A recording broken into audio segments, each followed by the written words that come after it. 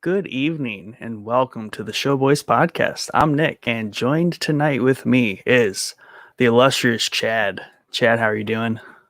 Doing great, man. Doing great. Mike won't be with us tonight. He is being responsible and getting a lot of rest before he goes on a little adventure. So we won't have him tonight. He'll be dearly missed. Maybe he'll tune in, say hello. Don't count on it.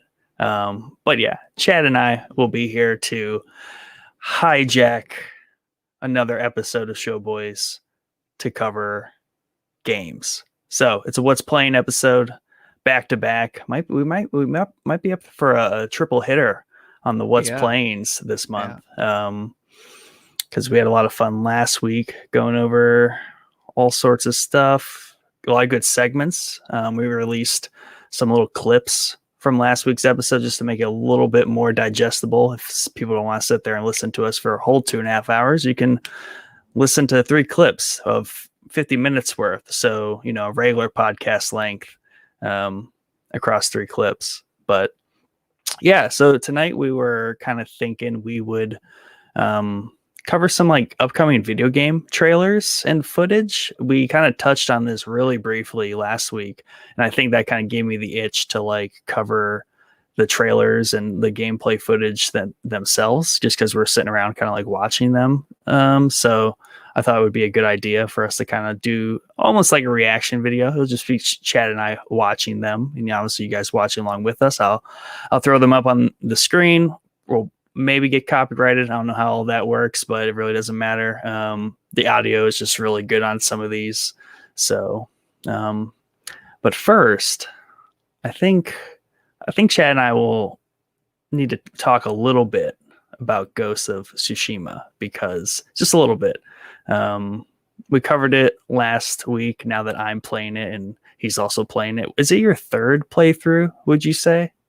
I was thinking about that the other day. I think it's my third playthrough. It might be my fourth playthrough. Because I had that like little mix up where I started playing it and then they Right. announced the director's cut. So if you count that, which technically you probably should because I played a good chunk of it, it's probably my fourth playthrough. But just to lay the groundwork here, let's say at least where we're at in the game. Obviously, Mm-hmm. I've beat it 4 times, but I'm playing it again. Yeah. So I just finished Iki Island. I 100% at Iki Island. Now I'm back to the main game, and and it's probably the most fun I've had with the game so far. I'm just exploring. No Mm-hmm. map. I'm not looking at the map. I'm not doing anything. I'm just going, and whatever I come across, I'm doing. And I think that's like the best way to play this game. But where are you at? Yeah. So yeah, because I had to ask because I was writing the description for one of the clips and I was like, this is my first. I guessed at your third. And I was like, he's for sure on his third full playthrough. So I'm glad I got that mostly right. Yeah. So yeah, where I'm at, and I'm really playing it like I typically play, Assassin's Creed or a lot of these open world RPGs. And my style here is really I I explore the map, I fill in the map, and I kind of take like natural paths to do like all the side quests. But I don't get hung up on like finishing an area, because like if it Yeah. feels right to be moving in like a certain direction toward a main story component, I'll do that, and I'll know to go back to something. And the fast travel is kind of like nice in this, even though I try not to do it often. But usually I used to do it for like upgrades and stuff, and then I kind of get Yeah. back to where I was. So I honestly, since the very like the main like opening sequence, and you meet the the ghost lady, the thief, right? And then she Yeah. has a brother, and there's basically the 2 quests, the main story quest in the southern tip of the island. I'm on my way to do those, but I have Yeah. been doing a lot of the like recruit. I think I'm like 2 out of 4 on the recruit people. And I've been kind of chipping at their storylines here and there. So I would still say I'm pretty early in the game, but I feel like I'm pretty leveled up in terms of my character. Yeah. because I've been, doing a lot of the little stuff along the way and just enjoying the game, and really kind of taking the time to find enemies and engage, because I'm practicing the combat a lot, Yeah. because one, it's really fun, and two, I think it's really well done, and I enjoy the level of difficulty it's built out to be. So I've been really trying to become you know, a sword master here Yeah. with the blade. Right. Yeah, I think that, for the way that you're playing it, that's the best way to play it, I think, just naturally going, because it's always in open world games, for me at least, it's always hard to do like some of the main quest and or all of the main quest and then do the side quests as you're going through, especially with something like this.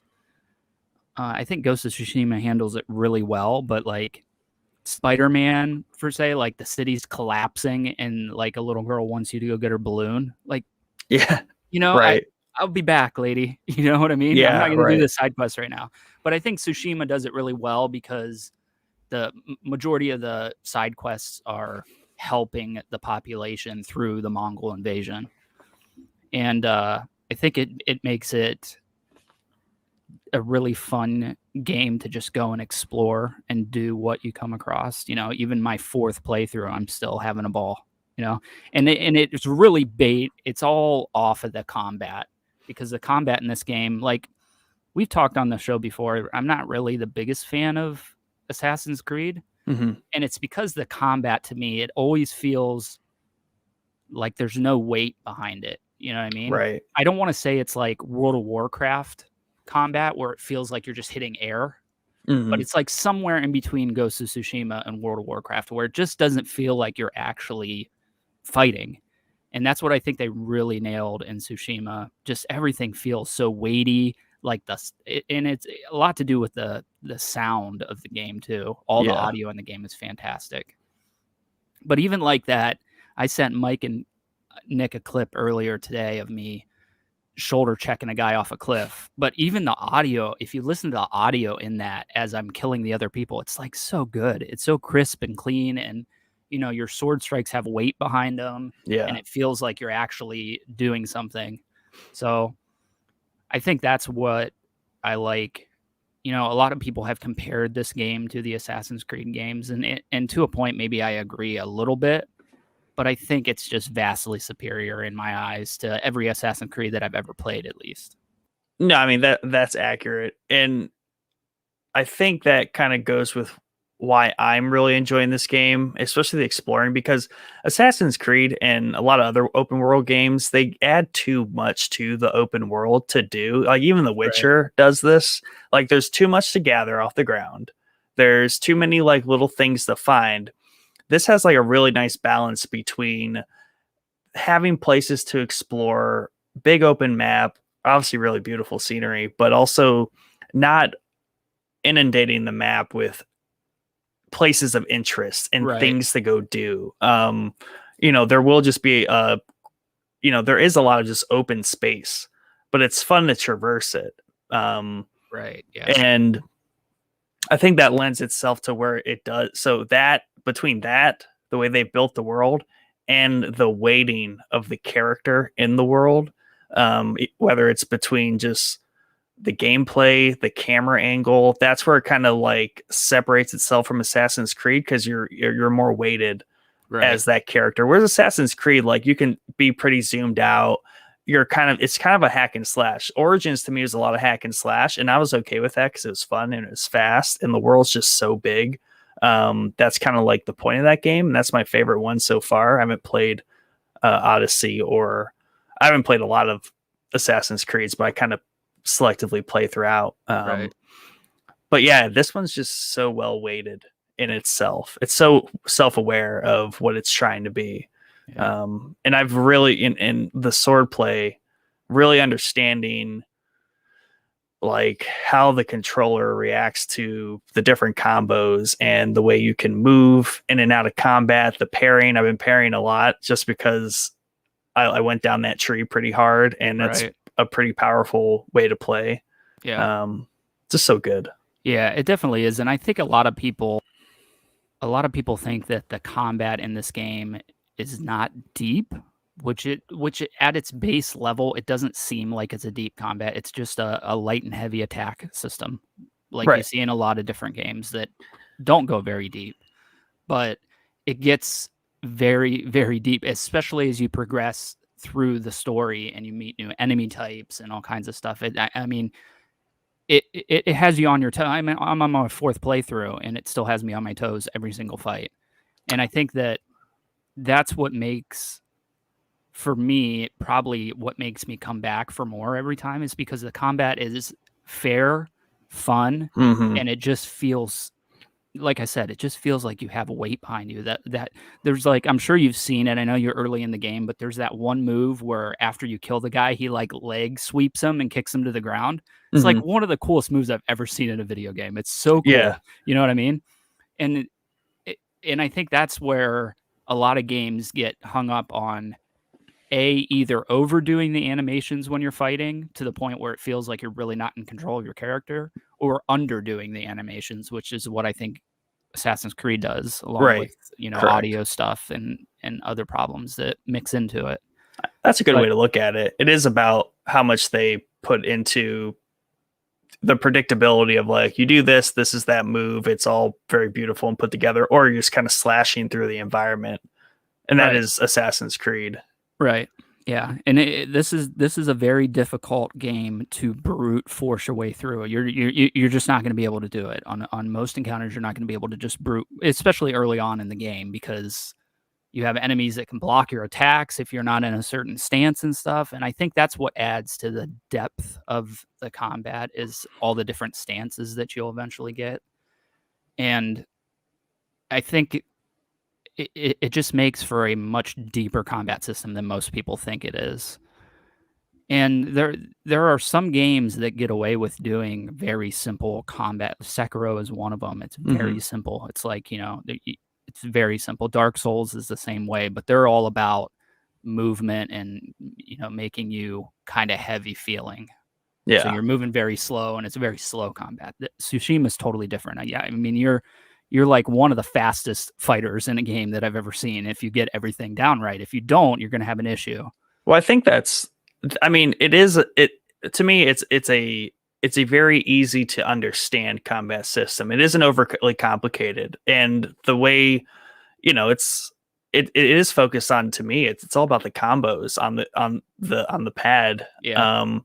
And it is about a movement too, a lot. Cause like, I love the dodging, the, circle Yeah. joystick move.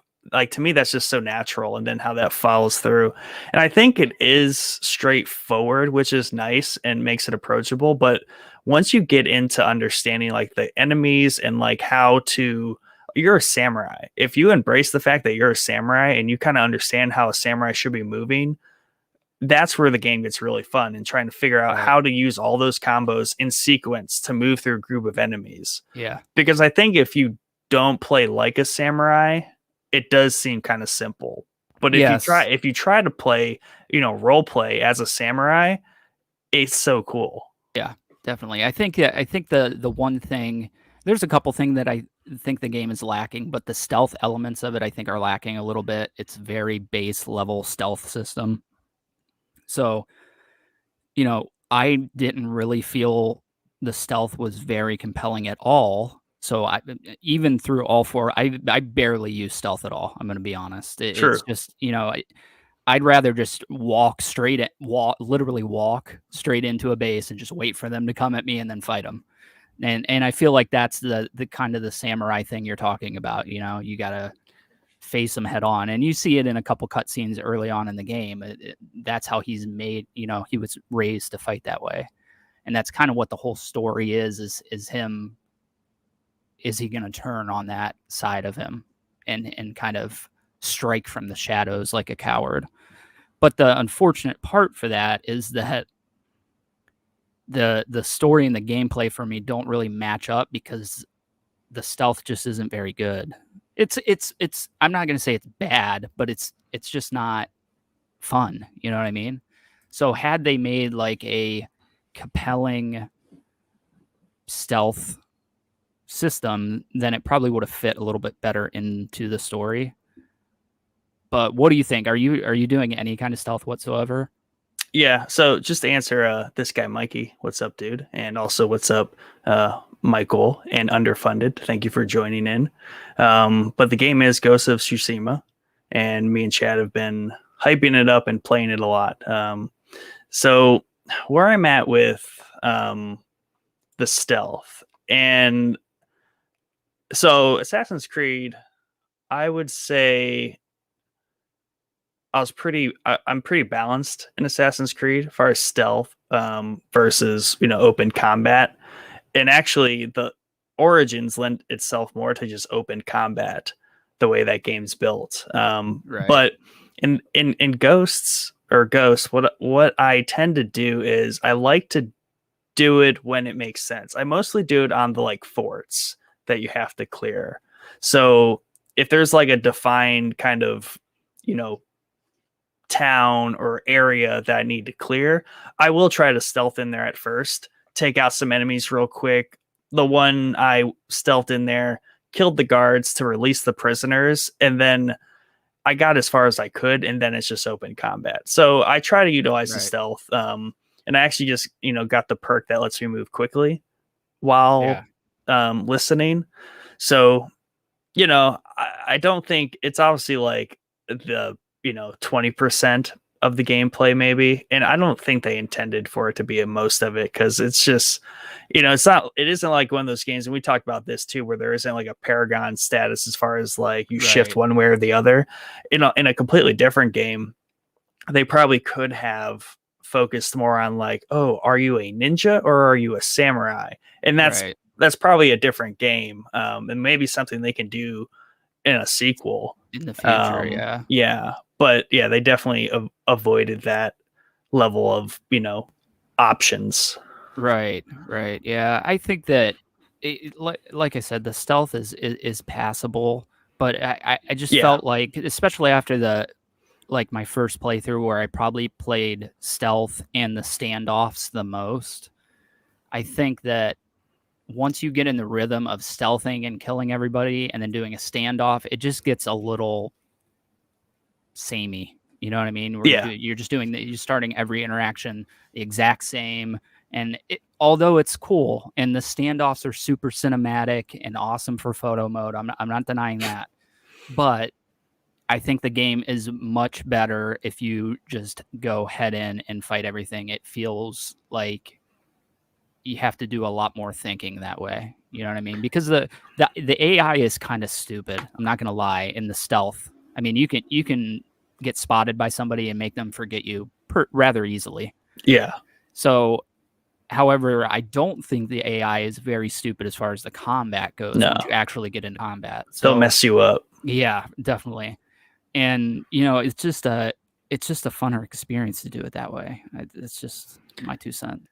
Yeah, and I mean, the trick is obviously not leaning into one type of gameplay too much, because like the standoffs are cool, and I do those when I'm big groups of enemies, especially if there's like a captain or a boss, a mini boss in the group. I'll do a standoff. I think I want to avoid getting the standoff streak perk. That just seems kind of lame. Yeah. Because you can just kind of like the bandits where there's like 3 or 4 of them. You can Yeah. it's just wipe them out. Right. Right. I like the encounters out in the open world. I like playing those just straight up. Engage them directly and just fight it out.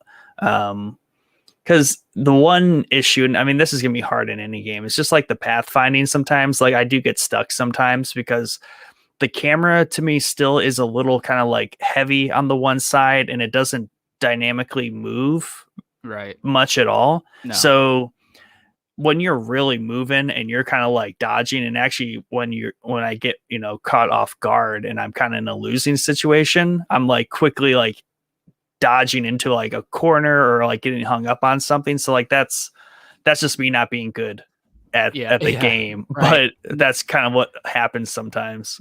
Yeah, I mean, I think everybody that's played this game has at least commented at some point to the camera, because the camera is an issue, especially early on when you're trying to learn everything else, and then you got to deal with the camera too. And there were a lot of people that wanted a lock-on feature in the original game, and they added it in the director's cut.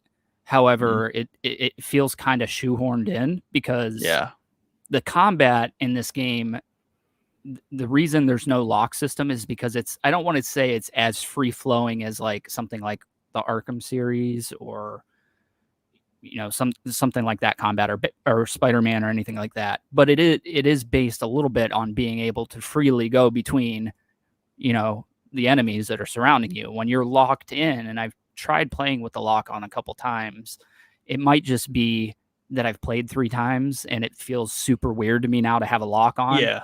But it's just not very fluid, and it just kind of ruins the game a little bit. Now, for a single enemy, if you're like down to one guy or you're doing like one boss or something, it works great. But yeah, I mean the lock on, I think they made the decision to not do a lock on just so they could have that free flowing between enemies, strike this guy, strike that guy, dodge this guy. That's kind of lost when you get a lock on system for the most part.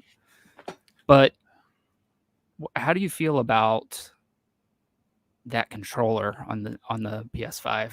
Oh, it's amazing. I'm glad it's like the first game I've really played on the PS5. And that's another thing, like as far as like the locking, like they explain that in the director's cut, like fairly early on, like that it exists.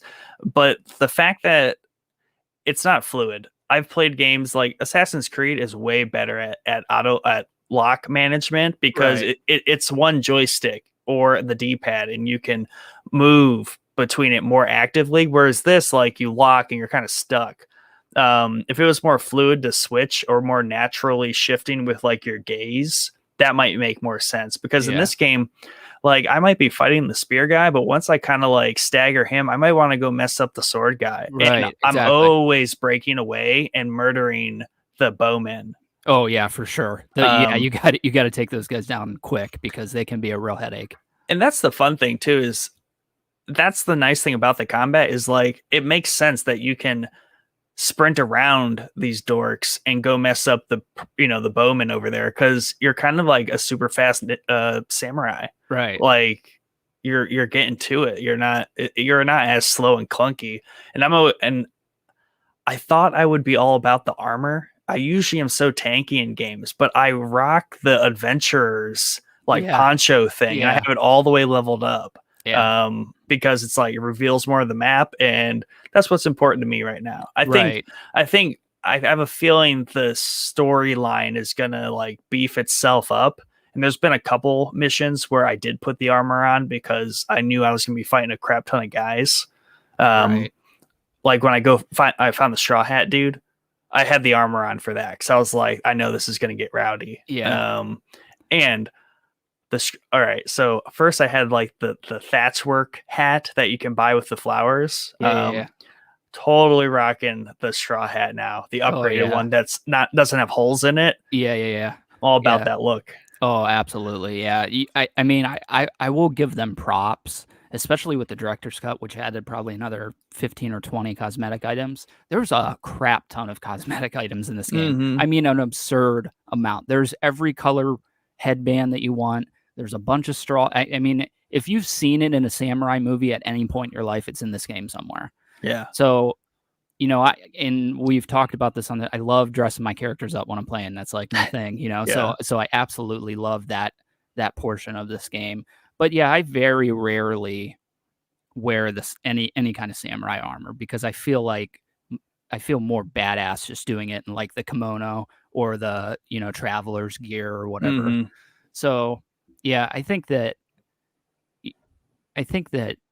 just as far as I will say that a lot of the stuff that's in this game has been done before, and a lot of reviews pointed to that where they're like they didn't really do anything new. I kind of somewhat disagree with that, but I somewhat agree with it too. The difference, however, though, is that this is a samurai game. That we don't have anything like this. There's no open world samurai games. Not anything within the past 20 years, probably 10 years. It doesn't count then. Right. So while it is pulling a lot of stuff from different games, it's pulling a lot of good stuff from different games. So yeah, and it leans so heavy onto the other details about the game. Like you just said, if you've seen it in a samurai movie, it's in the game. And that's the audience they're capturing. Like we're playing a samurai, and it's capturing that whole entire vibe, and that's its focus. Not necessarily creating a new type of gameplay and potentially screwing the game over by doing something new or inventive. Like, just stick to something that works, Right. streamline it, make the gameplay so comfortable. And that's one of the big things why I like Horizon Zero Dawn so much, is because they did the same thing. Like, they did new stuff, I think, as far as I'm concerned, but the game felt weighted and clean, was free of bugs and just weird environment issues you have with open world games. Yeah. And so if you can address those and make the open world make sense and the RPG elements of it make sense, Right. That's what's important. Yeah, I think that everything in this is like you said, it's streamlined, and the best thing that this game does is it keeps you in the game. You know what I mean? You don't do a lot of stuff on the map unless you want to. Mm-hmm. You don't, you really could play this game, and I'm doing it right now. Like I said, I'm trying not to open my map as much as possible. You can play the game just by going from the smokestacks in the sky will take you to something of interest. Mm-hmm. So that, along with the wind thing where you can set like a waypoint on the map, Yep. and then it keeps you very immersed in the game. And I think that's important because this game is so stunningly beautiful that you don't want to be in the menus. You know what I mean? And most of the time you can just follow the birds too. They'll take you where you need to go for the other stuff. Right. And I'm so mad. I spent a perk, like my first perk I spent was being able to wayfind to the nearest pool to get health increases. Yeah. But very quickly I was like, well, the birds will lead me there. Right. And then they pop up as question marks. So that whole little sub tier spending points. Yeah. What's the point? Yeah, I definitely agree with you. It depends on what you're trying to do. If you're trying to get health, like the bird's going to lead you to everything, any point of interest. And there are quite a few different points of interest in this game. Yeah. And it will lead you to side quests and people to talk to and missions, literally everything. So it's nice to have that in the early game if you want to spend the points on it. I wouldn't personally recommend it because, like I said, you're gonna come across this stuff regardless, and it's kind of more fun to come across it, I never use it now. Right. At all. The thing that I found that was the most useful in that was you have dye flowers that you can pick up in the world. Yep. And I found the wind direction to the dye flower is very, very helpful, especially later on when some of the stuff is really expensive and the flowers are kind of few and far between.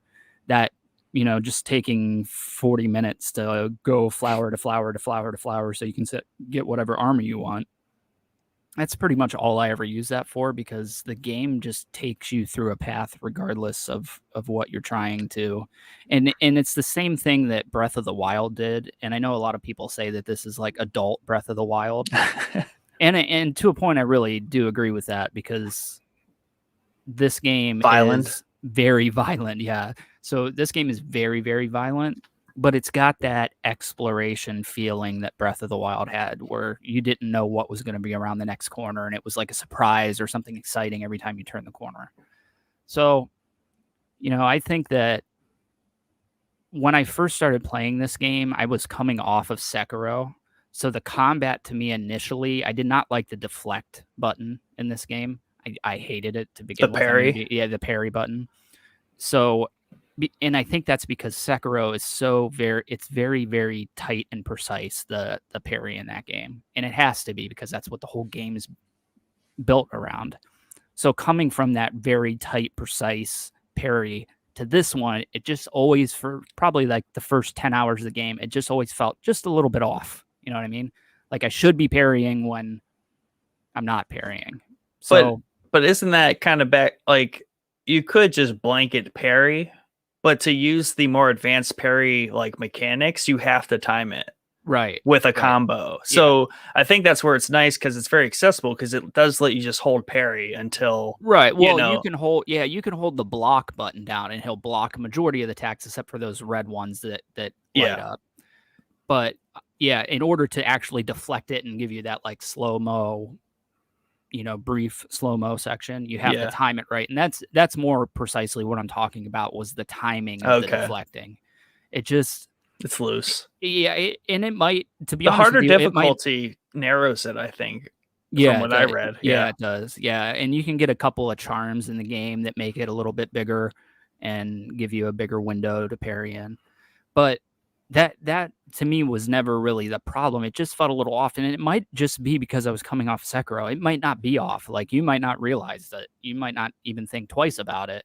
Just coming from a different game with a very similar system, it just felt weird. And the same thing happened to me with Jedi Fallen Order and that parry system. That one Yeah. always felt like, if you play Sekiro and then that, which I did back to back, that one feels really, really off. But you get Yeah. used to it eventually. I think it's just so wide. It's just so forgiving. What qualifies as a parry or a block. Right.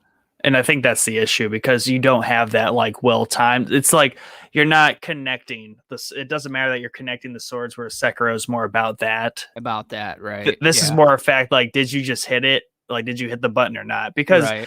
one thing, I guess, where the combat, I think I would like to see more in games, and maybe I just haven't played these games, but where I should be facing the right way to successfully parry something. I'm pretty sure in this game you can be facing any direction and it'll auto address whatever. Right. So I think like like parry the bow arrows, like I should be facing the right direction at least. Right. But you don't have to be. So yeah. things I like mean, that. I get where, I think that probably comes from kind of like an Arkham style that they were going through. Obviously, with this combat, I think in the initial probably build of this game, it was closer to Arkham than it ended up being. But like Arkham, you don't have to be facing the right direction. And whatever the Lord of the Rings game is, that's very similar. It's blanking on my brain right now. Not the third age. It's just it's like the Two Towers and the Return of the King one, the movie ones. No. It's the ones that they came out on the PS4. Oh my gosh, Shadow of Mordor. Oh yeah. War.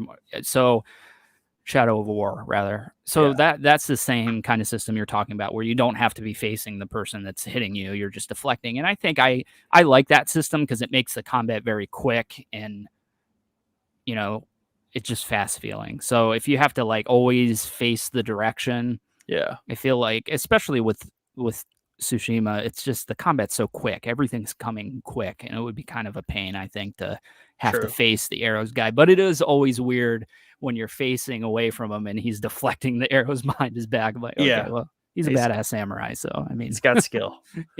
And this was interesting. So like I was playing Destiny when I first got the PlayStation. And my son, he's 16 months.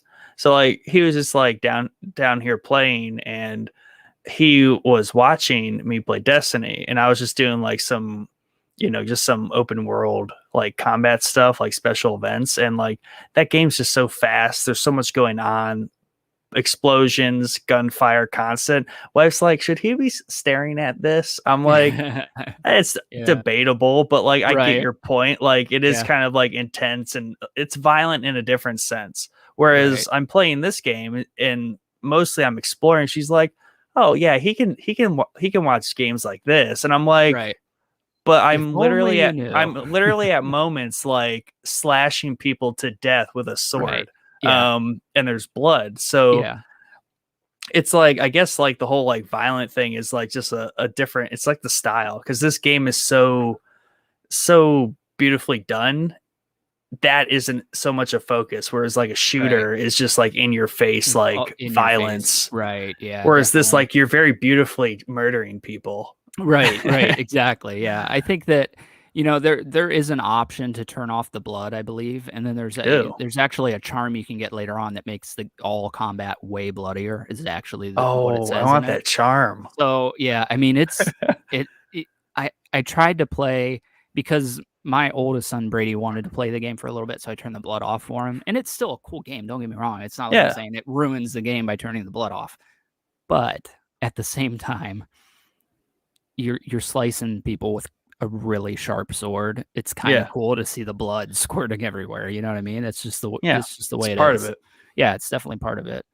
So, how do you feel? I know you're not really that far into what side quests have you done as far as the people that you were gathering, like the can't remember I, what they call them. I've done Lady Masako. Yeah. I've done enough to recruit her, but there's still like it's like 4 of 9 Right. chapters. Right. And that's the other thing. I really love how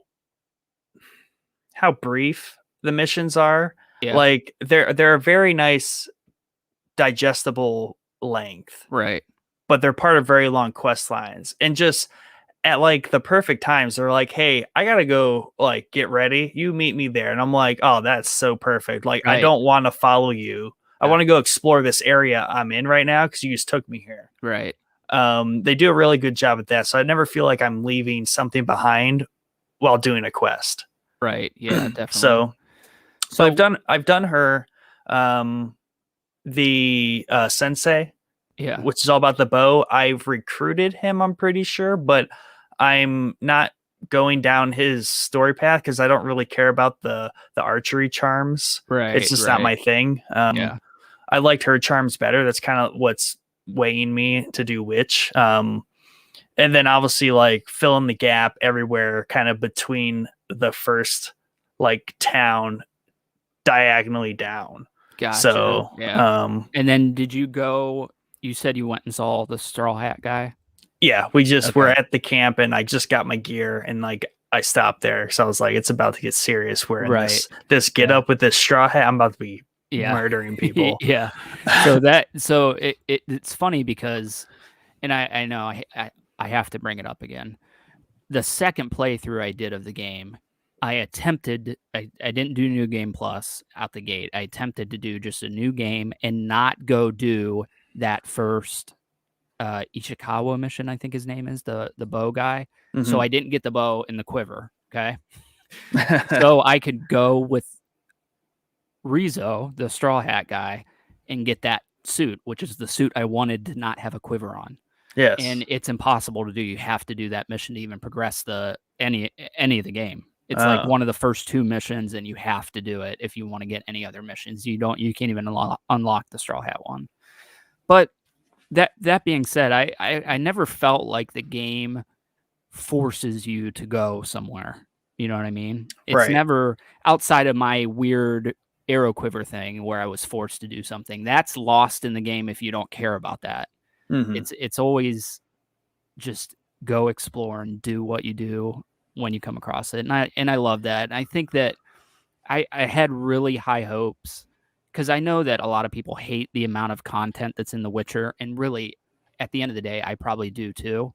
Yeah. But I was hoping that it had a similar amount of content in it. And I think that maybe in the sequel, if we get a sequel, which I'm sure we're going to, I think they're going to probably up that a little bit, I would hope, because The Witcher always had that. And we talked about it on here before, where you like stroll into town, solve all their problems, and leave to the next town. And I Yeah. felt like that would be a really cool thing to implement in a samurai because every samurai movie, that's basically what's happening. You know, a samurai Mhm. rolls into town and fixes the problems, and the movie's over. So, that being said, playing it the way that I'm playing it now, I'm almost getting that with the content that's there. You know what I mean? By just freely exploring and Right. not worrying about opening. I was really I don't want to say I'm like fully playing like a role play experience, but I'm like not opening the map. I'm only changing my costume when my horse is nearby, and that really locks me in because I mean the first couple playthroughs I was like switching costumes in the middle of fights. So, Oh wow. you know, I Don't to do a that. point, right, and to the point where I'm at now, I'm on New Game Plus and I beat Iki Island. I have so many charms and everything that really the gear perks don't matter to me anymore. You know what I mean? I just wear whatever looks cool.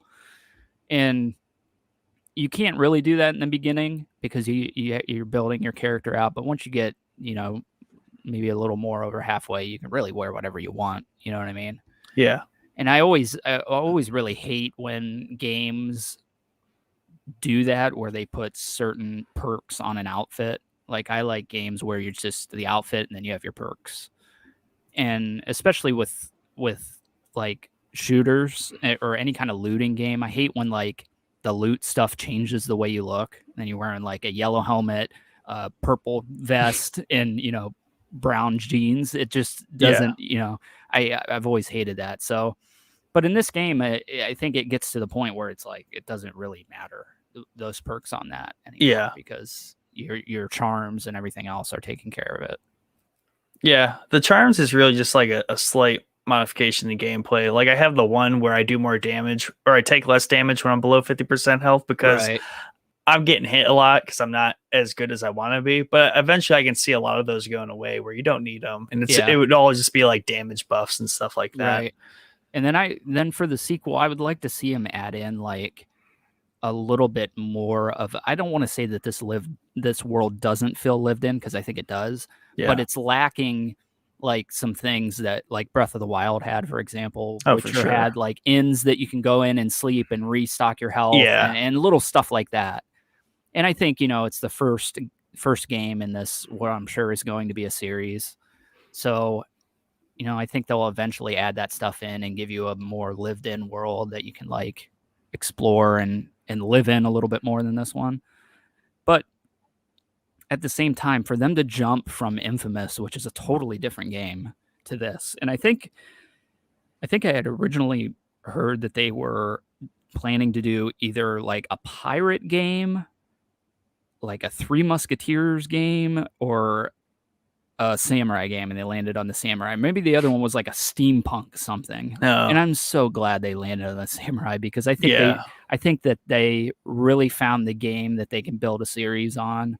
And I really hope they don't go back to Infamous. I love Infamous, don't get me wrong, but this is your game now. Like you need to, it's just like Insomniac with Spider-Man. Spider-Man's your game now. I don't care about your old games. Let's move forward and keep cranking out the Tsushimas and the Spider-Mans, because my hope is that we're going to get a sequel on mainland Japan, which is where and we talked about this last week. I always thought that the location and the time for this game was a little obscure because Japan has such a violent internal history.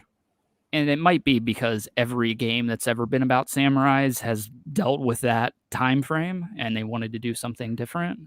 But I'm hoping that they kind of locked themselves into a weird time frame here, because this is like 200 or 300 years before that Civil War era in Japan, with all the samurais fighting and all the shoguns battling for control of the country. So whether they go to mainland and just kind of forget about the history and tell a story in that kind of time frame where everybody's fighting, I don't know. We'll see. But I hope that they don't do, because like we talked, there were 2 Mongol invasions on Tsushima. Yeah.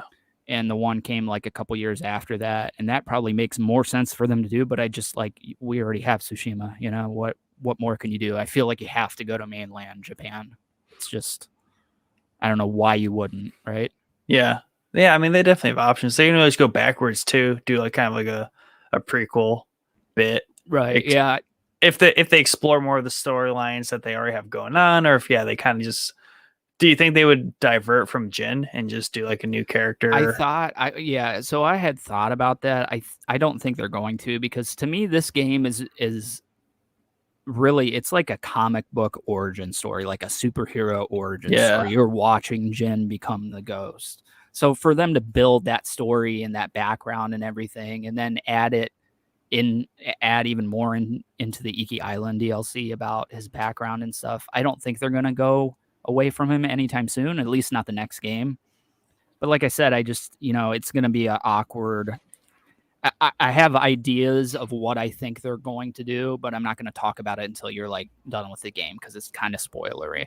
Yeah. But I do want to touch on Iki Island real quick, which is the new DLC that came with the director's cut.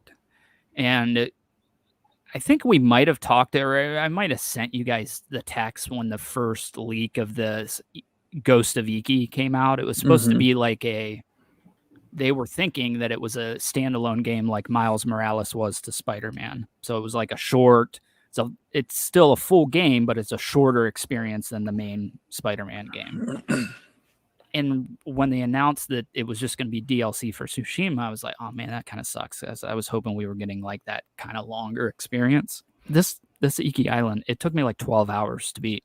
It's not short Good. whatsoever. Yeah. When you look at the actual map of Iki Island, they originally said that it was the size of the first area of the game and it had that amount of content in it.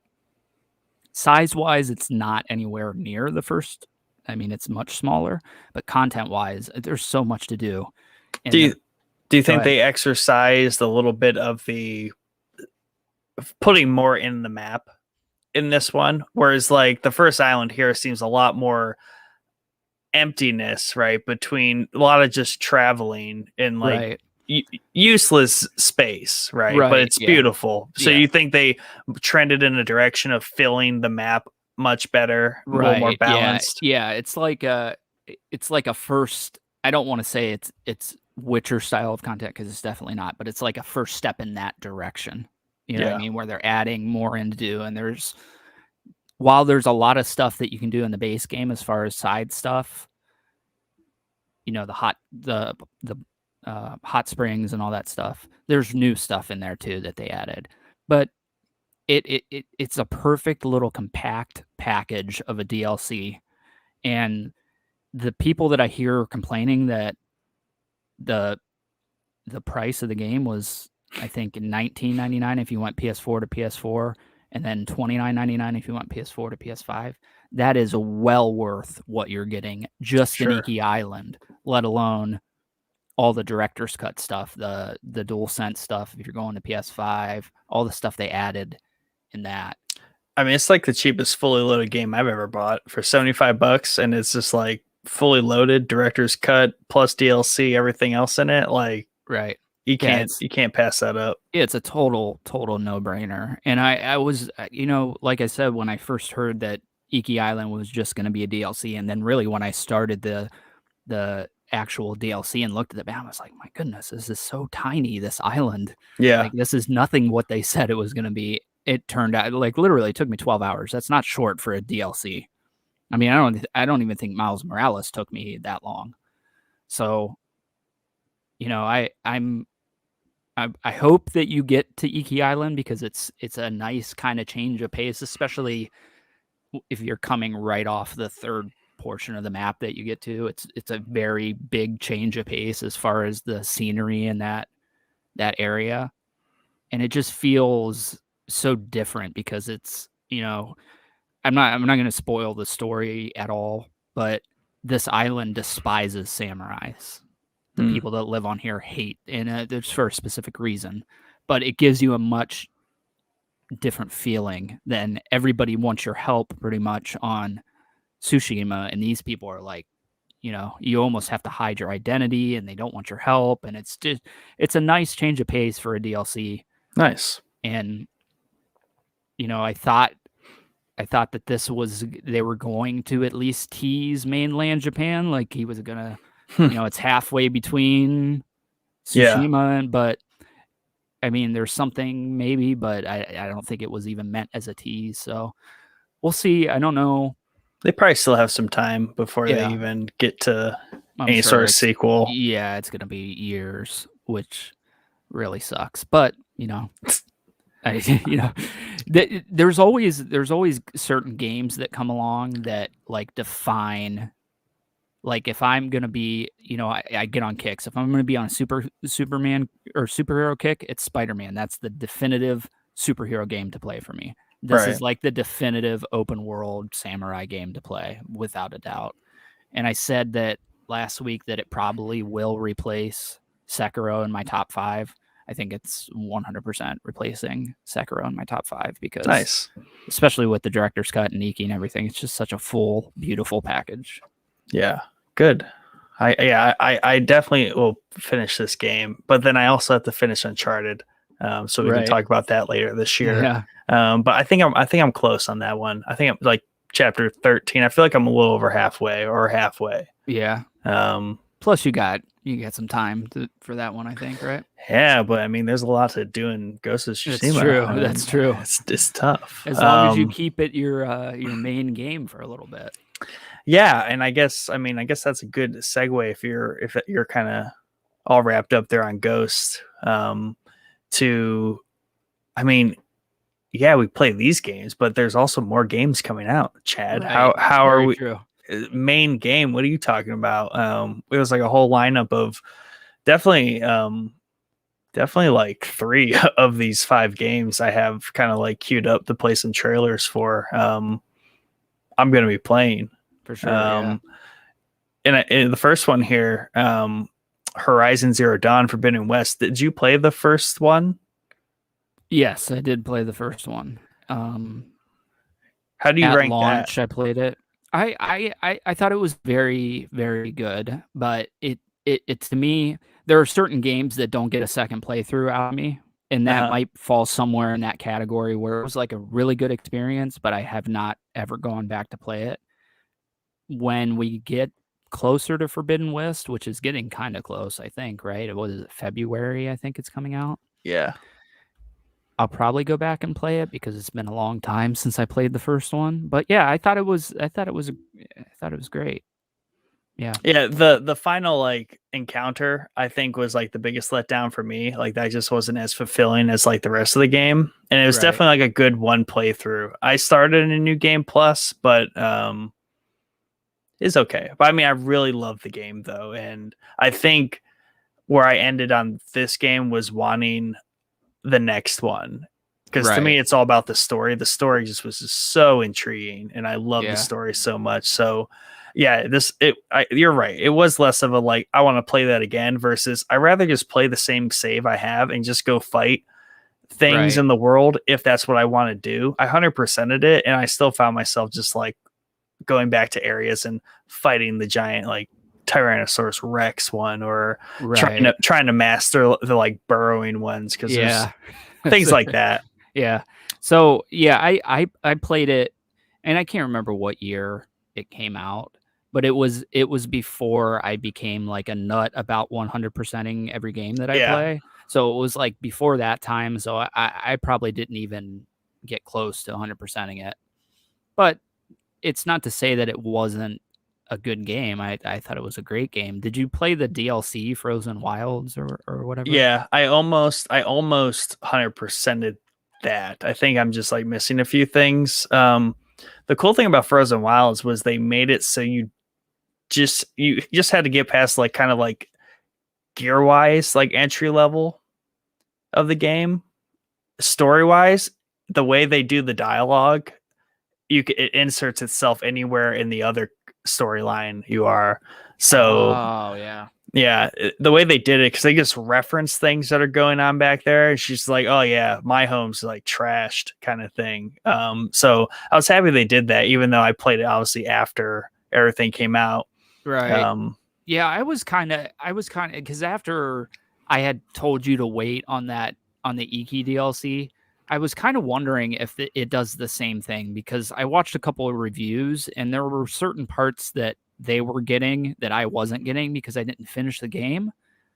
Or at least that's what I assumed because I haven't beat the final mission in the save that I'm in. So that's cool that it does that.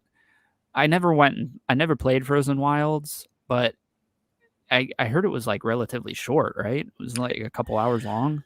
yeah, it was super short, but the biggest takeaway from there was it was the first step into exploring how much that game is capable of, like its potential down the road. And Yeah. that's the reason why when I finished it, I was like, all right, I want the second game because I know they can go to like the next level with what they're doing here. Right. They made a really polished, brand new game for this, but it was still, it was a little restrained Right. and simple because I think they wanted to get it right instead of doing too much. But I just, it left me wanting that next level of what this game is capable of, and it looks like this Forbidden West it's gonna take it there. Yeah. I think I had said like Insomniac and and Sucker Punch, who does Tsushima, they found their game for their series. I think Guerrilla is finding their game. You know what I mean? They had Killzone before that, and Killzone. Listen, PlayStation desperately wanted Killzone to be a thing. They wanted it to pick up like Halo or something like that of that magnitude, and they're good games. They're really, I love the Killzone games, but they're not. I can see why Guerrilla left them behind, and now they found Horizon, and I think that is like, diamond in the rough as far as what they were doing before Horizon. Yeah. So, yeah, I think we're gonna get probably 3-4 games out of this series if I had to bet my money on it. I sure hope so. Yeah. But speaking of which, let's watch the trailer. Let's do it. Let's see what this is about. I don't even think I've watched this yet. I might not have either.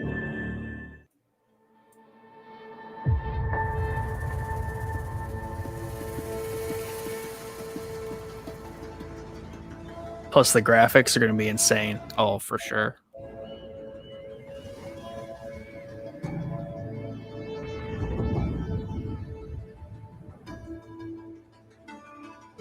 The old ones perished 1,000 years ago. Their great cities turned to graves. In their place came new life.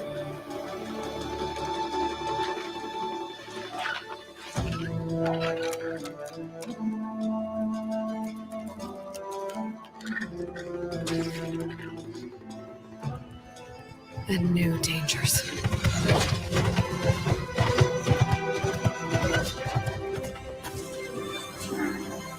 She's got your ear pod.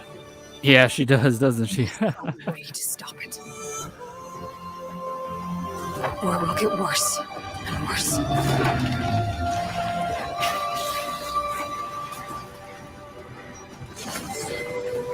I love that. Until it destroys us all.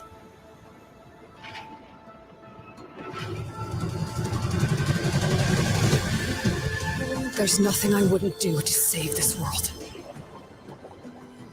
No depth I won't explore.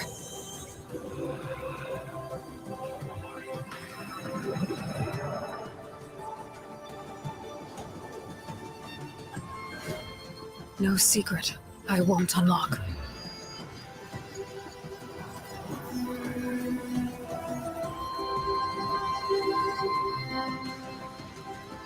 No barrier I won't cross. This mission is mine alone. If I falter, if I fail, there won't be anyone left to stop what's coming.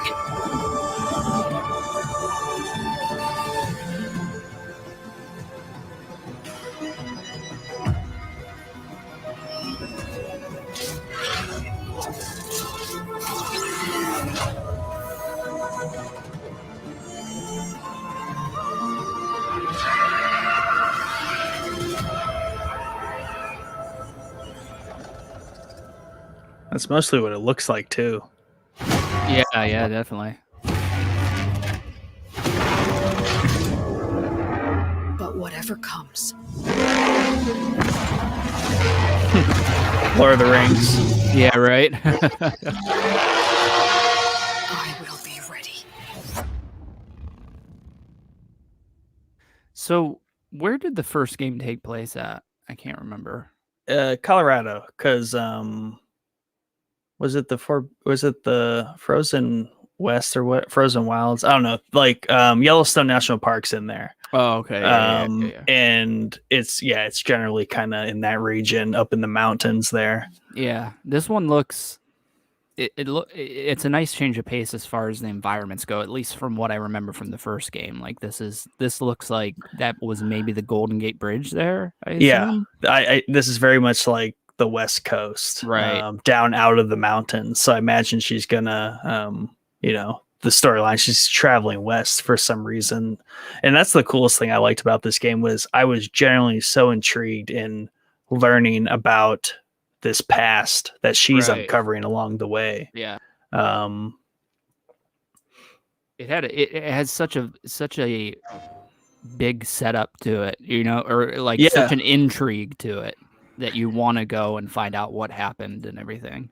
Yeah, and it just leans so much into the whole, humanity went so far like it always does. Right. But like it was, these tech giants and these companies, and they just kind of like screwed everything over. Right. Yeah. But there's like these key players, right? Being like her mom, and then kind of like the owner and all that kind of stuff. It's okay. You're safe now.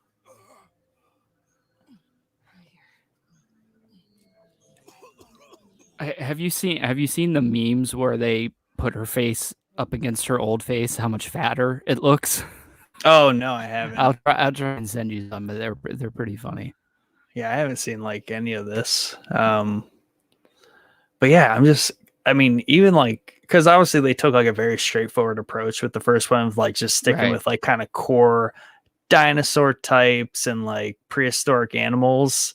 This one, I really hope they really kind of open the floodgates. Well, it looks like even in that first trailer, it looks like they are, especially the like giant turtle thing that's got like stuff growing on him. Like that's so cool.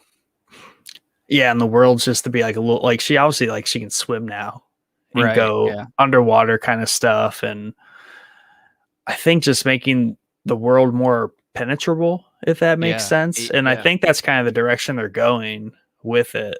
Because obviously, like that's the thing with like Tsushima is it's not a penetrable world. It's very just kind of surface level here, and here.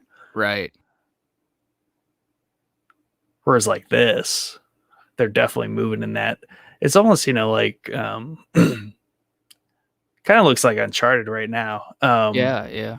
But just that more dynamic world, I think people are always kind of looking for. And that's really my hope in like these sequels, just like with Ghosts and then this. Yeah. They just kind of take it to the whole new level. Yeah, that's my hope for Spider-Man also. And I think that's the natural progression for these sequels. Any sequel, you get the base game down, right? Yeah. And in the ones that we're talking about, they nailed the base game. There's no denying it.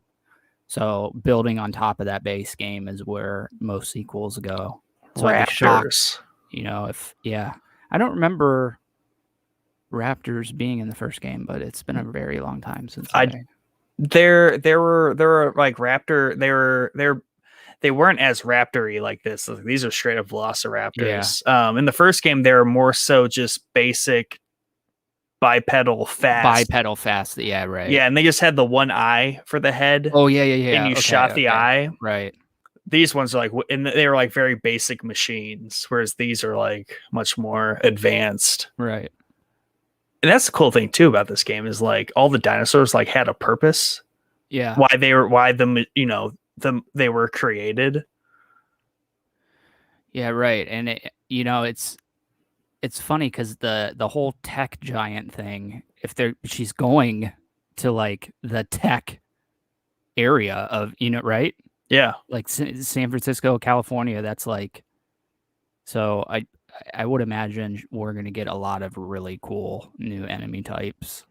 And they have to explore every possibility with the controller on the PlayStation 5 now. I'm sure they're going to, yeah. Obviously, she shoots a bow. They can do everything with that controller. Right. With the bow. But yeah. Always appreciate a game that has that pulse thing there that you can send out. Yeah. Especially if it's like a futuristic game or I just like having that pulse so you can see where the enemies are. And it always feels so weird coming off of a game that has it to one that doesn't. Yeah. Yeah, just the level of fluidity they're showing here is just, I appreciate that a lot because the first game still had its rigidness to it. Right, true. And I think at some point in this, I don't know if we'll watch the whole thing, but she's like Spider-Man ziplining, like really? They're shooting, and then cool. Because the first game had those like cables that you could tie the things down with, right? You like shot the enemy and then the ground, and it would like Tie it down.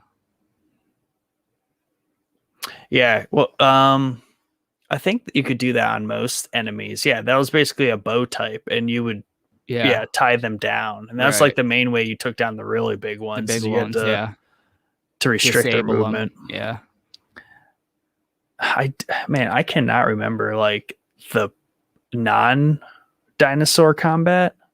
Like she's fighting enemies here, and obviously you had to fight people. I just don't remember it. I don't remember it per se either, but I do know that it was in the game. But I think it probably took such a backseat to fighting the big monsters that. Well, it looks like they've moved a lot of the mechanics about fighting monsters onto the other humans because you saw like the armor glow. Right. Oh, yeah. Where like his breakable components and stuff. Right. So it sounds like they're they're going to focus a little bit more on like the people combat, which will be nice. Yeah. The lighting's just so good. Yeah, I was going to say, dude, watching this through a stream on a YouTube video, it's still beautiful. You know what I mean? Yeah, it's like still stunning looking. The atmospheric, right. It's the atmosphere that it's kind of like creating. And it's got like that film quality to it. You know what I mean? Yeah. Where it's like, I don't want to say it's there. Yeah. Whatever rainy, but she's able to jump and like shoot that thing across. Shoot something and like zip line to it. That's cool. Yeah, that's the Golden Gate Bridge. Yeah, for sure.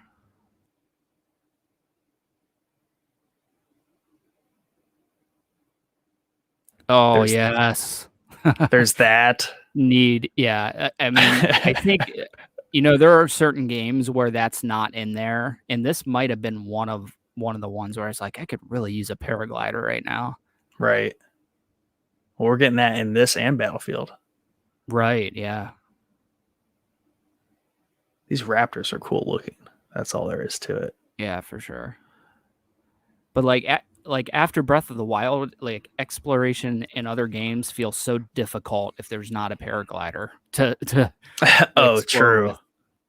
Yeah, because I think that's just a natural progression of open world games because the environments are getting so huge, and it's not just about pathing and walking places. It's we can jump, we can fly, we can zip line, climb. It came natural to do something like that in Spider-Man because it's that's just how he moves. But exactly. Breath of the Wild and these just like enormous games, they just need more of that movement, and like that's why they did it in Battlefield too, because so much combat's going on in the sky at high elevations, and you can't take the stairs down. Right. Yeah. I love the Oliphant here. I think it's gonna be, that's straight from Lord of the Rings. Good for them. For sure. It's got the guns on the side. That's way more in depth too. Yeah. Unless I forget how many things you get, but it definitely gonna have way more crap in this game.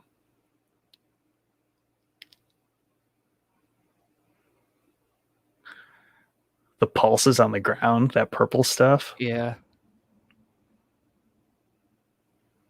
I always really love games with a nice dodge roll, and the first Horizon had such a cool feeling dodge roll to it. You know what I mean? Yeah.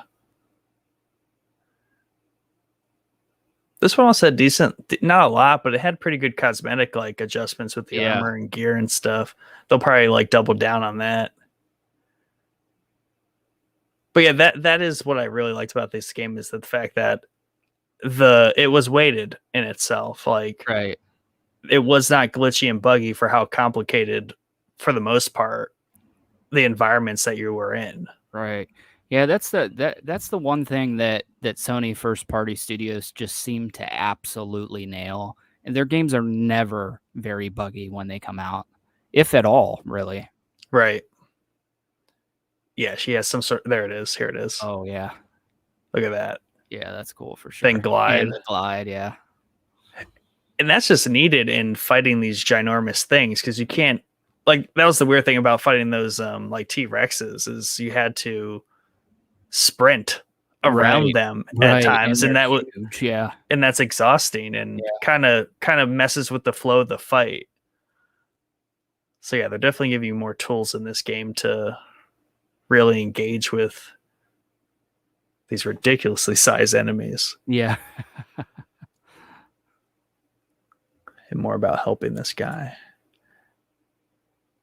And just to me, this game just has a great blend of technology, but not technology. Right. Right. Like They're back to the Stone Age, but they still have certain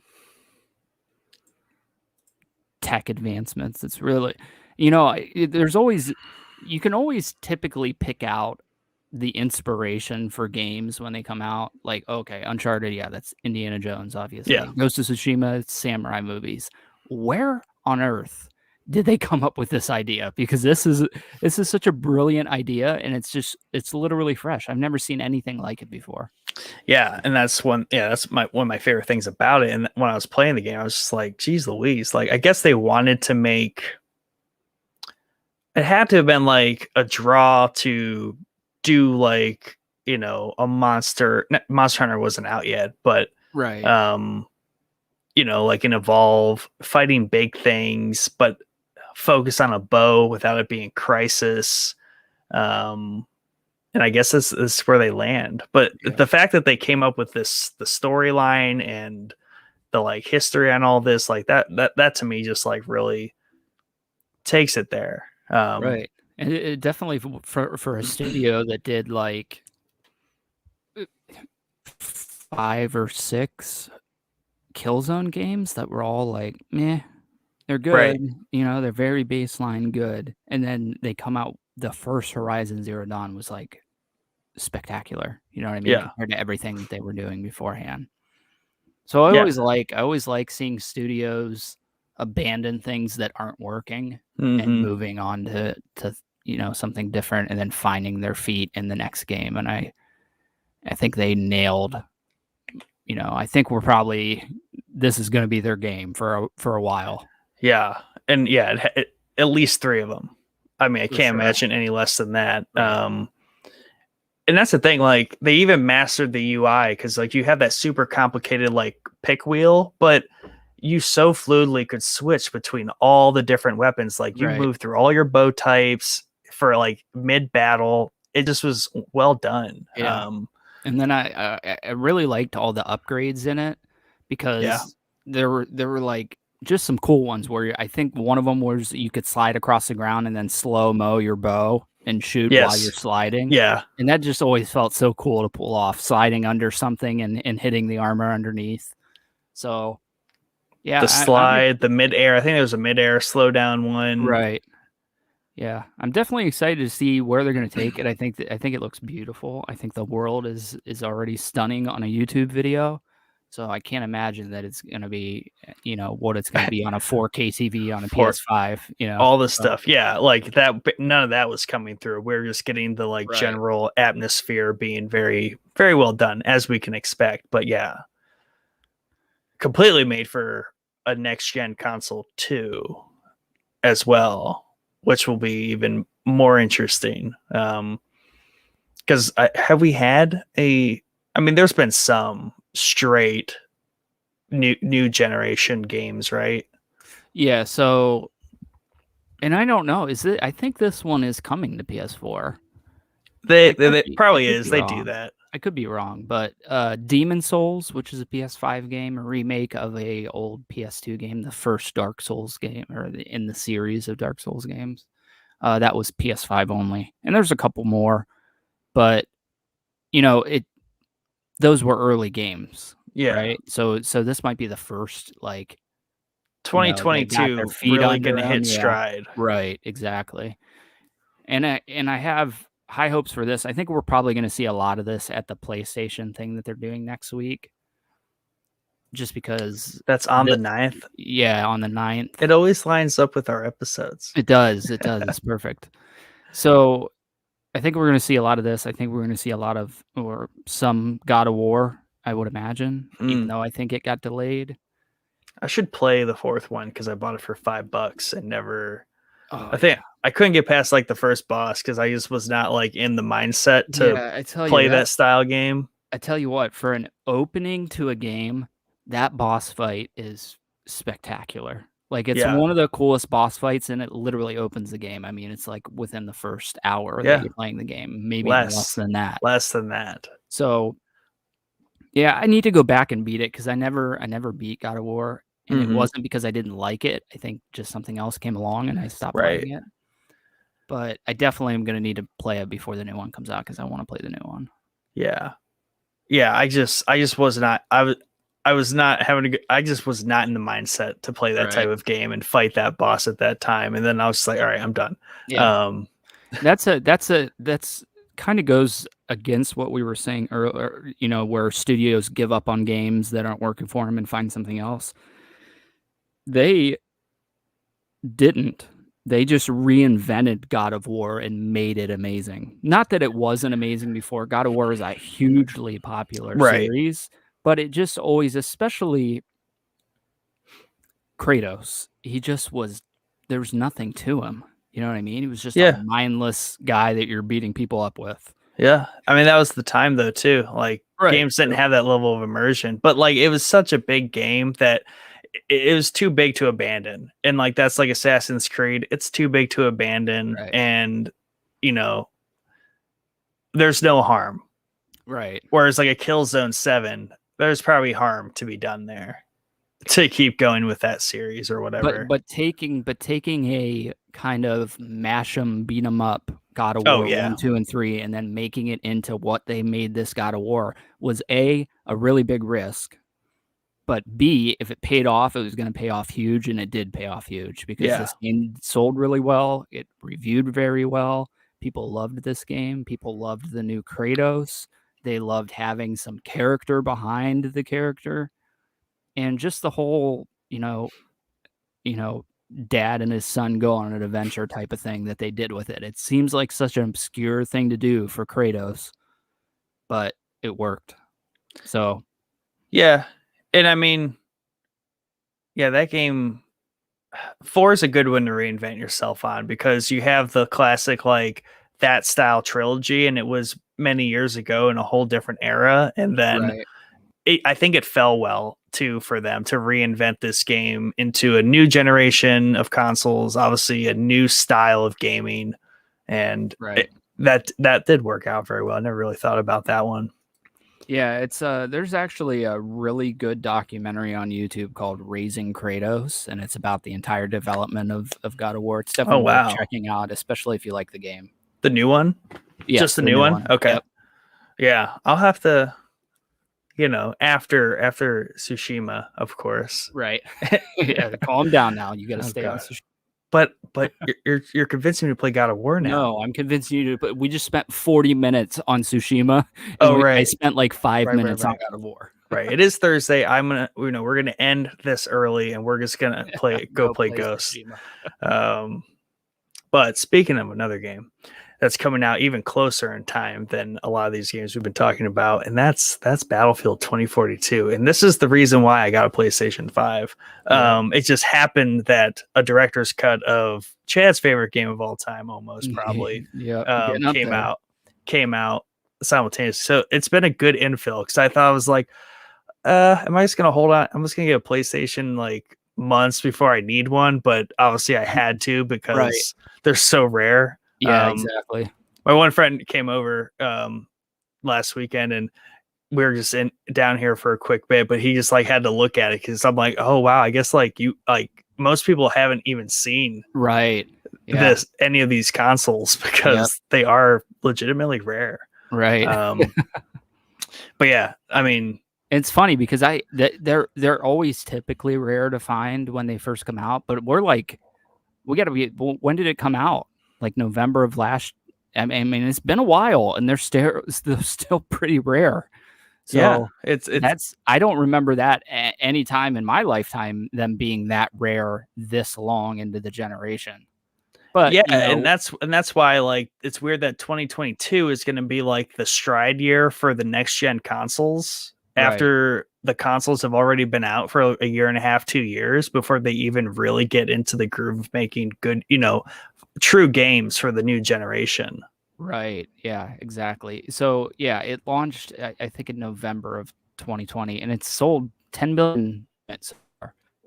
Well, there's a lot of them out there, but they seem so rare and so difficult to find for whatever reason. But we are in the middle of a global pandemic, which I'm sure is harming that entire thing. So Yeah, supply chain issues, microchips and processors and metal. right. We just want to play games. Jordan here, he says 2042 better be good. I have high expectations. If it's an expansion fest game like all the other ones, they will lose me. Yeah. I mean, we have our expectations set pretty high for it too, I think. So well, it's definitely going to be a season pass. It's going to be what's the term they use now? Like a game as a service. A game as a service, yeah. Yeah. So in a way, it's going to be an expansion fest, but what our hope is that the gameplay and the trueness that is Battlefield has come back. Right. And that will be okay. I mean, from the trailer and the gameplay, it looks like they're heading in the right direction, at least. Nothing like getting ready to play with your friends and then, oh, what? You don't have the new expansion with the new maps? That's how 4 was. And even 3 a little bit. Really, all major shooters since Call of Duty 4 have been in that realm because map packs have always been a thing. But what I hate, Jordan, mostly is like the loot box stuff that was in like Call of Duty World War II and it looks like might be in Vanguard when it comes out. It's just like, no, I don't want loot boxes in a Call of Duty game. I'm sorry. I know you want to make your money. And I'm like a big proponent of these companies making money, but there's a line that you can't make cross. A good game. Make a good game. Yeah, make good DLC content. Man, if side bit here, Total War. If you ever go onto Steam and look at the Total War reviews, and then go look at the DLC reviews, like people shred the DLC for blood and gore because they packet that out as like $5 extra on the game, and people just shred it on the reviews. It's got like, it's just in the red. Obviously you get it with like when you buy on the summer sale and it's all like $20, right? But like I think like the full price is either $5 or $10 just to get blood and gore in the game, and people just shred them on that point. That's insane. That's definitely that's well beyond the line I'm talking about. You know what I mean? Where you're doing that. That's PC gaming. Those studios, like Paradox is notorious for it. Like they'll put everything in a DLC. Yeah, that's wild. And I forget what it is. Like there's some games, and there is one in particular that's like the like meme of it, but if you put all the DLC together, it's like $500 to get. Oh my gosh. You buy this like $50 game, and then if you want all the game, it's like $500. Yeah, that's insane. I mean, I just miss the days where DLC was like like Grand Theft Auto 4, okay? Had the best DLC because you got a whole new playable character, whole new playable story. So where you got on the plane and you went to Liberty City? So it was Liberty City. You played as Nico Bellic in the first in the base game, and then you played as a biker for the DLC, Johnny something. Yeah. And then you played as like a nightclub owner in the second one. It was just a nice way to that to me felt like a DLC, not part of the game that they left out to pay for it to make more money, like blood and gore or something like that. Yeah. So I miss those days, man. I can't for the life of me understand why Grand Theft Auto 5 never got single player DLC. I understand it's probably because of the success of GTA Online, but still, that game was ripe. I mean, such a awesome city to tell stories in, and they could have done anything with it. What in 4 you got on the plane and went to a different city? Where were you going? That was San Andreas, I think you're talking. No, where you get on a plane in a mission and go to Liberty City to do a mission. That's what you're talking about. Is that wow? Yeah. I can't wait for the remake of that so I can get that. It was super. That mission was super cool because you go back to Grand Theft Auto 3's Liberty City, and you go to a spot that you drove past all the time back in Grand Theft Auto 3, and a couple missions took place. Yeah. But it was during the winter, which Grand Theft Auto 3 did not take place during the winter. So there's like snow on the ground. It's super cool, like little Easter egg mission to put into a game and kind of bring you back to a different city. Yeah, definitely. Back to Battlefield, Jordan says the gameplay that made them successful was simplistic gameplay. When they tried to carbon copy Call of Duty, it went bad. 100%. Absolutely, 100%. And we've talked on here before. Like, you're not competing with Call of Duty. No. If you're Battlefield, you're not. You're different. You don't need to compete with Call of Duty. You don't. I understand. There's like comments like on the this shooter. That's the shooter to compete with, right? But you're just so different, and you need to go back to the difference. You know what I mean? Yeah, the comments on these trailers is like they're like, it's like they know their audience again. Right. But let's play this. It's gonna be loud and intense.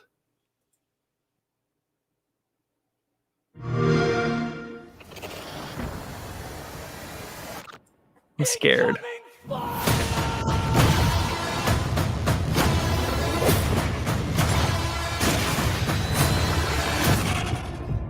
Attention all squads. The Russian troops are falling back. Do whatever you can to secure the sectors. It's too big. We push them back, but not far enough. Yeah, right. Do not let them regroup.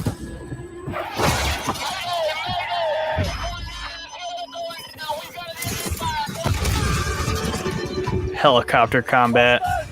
So good. Yeah, this is what I'm pumped for right here. This little grappling shot thing.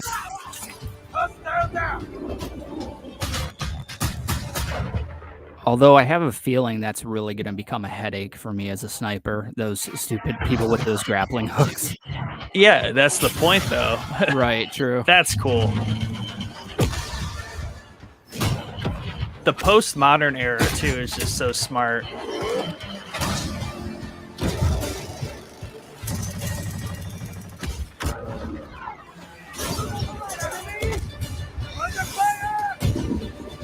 Stop! Watch out!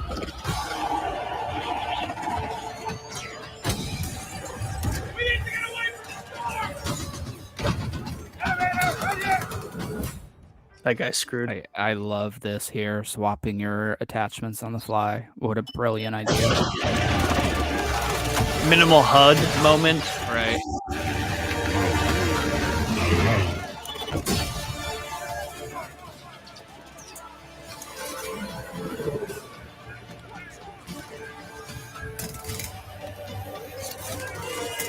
I'm curious, is that like zip line thing, is that just permanently set up on the map, or are people shooting those out? It'd be so cool if they were shooting those out.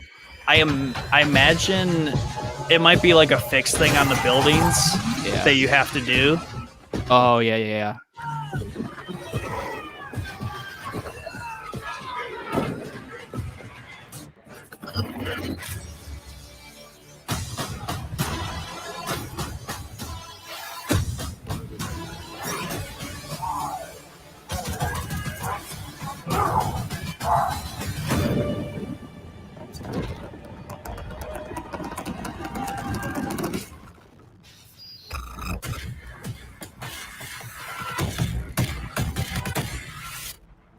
Does that rocket just blow up and shrapnel like falls all over the battlefield? Probably, yeah, I don't know, man. I tell you, it looks like they're going back, man. It does. Whether that's their intention with the trailer to make it look like that or what, but to me it looks like we're going in the right direction for sure, especially coming off of 5, which was atrocious. Yeah, for sure. I mean, they were going in the wrong direction there. And it was even getting weird with the old stuff. Like this postmodern, like near future is such a sweet spot. Yeah, I had a little bit of fear of that because I think of like Call of Duty Advanced Warfare or whatever it was called, where there's like jump, you could like Halo jump pretty much. And I was a little weary when they said it was going to be in a, future setting, but I think they're nailing it here. I think we're still getting that ground combat boots on the ground type of deal. We don't have crazy jumping or jetpacks or any of that stuff. Yeah, and that's So- basically what Jordan's saying here. So it makes you wonder if the inevitable expansions will piss me off and include innovative technology like hover tanks and some of the early versions of mechs that showed up later on. Right, yeah. But Um, 2142 is 100 years later, and that's I mean that was what made that game so much fun is the mechs and Yeah, like all the they still had regular tanks and stuff, but they basically just had mechs and everything. Right. Yeah, I think the time frame wise, I'm liking what I'm seeing so far, at least.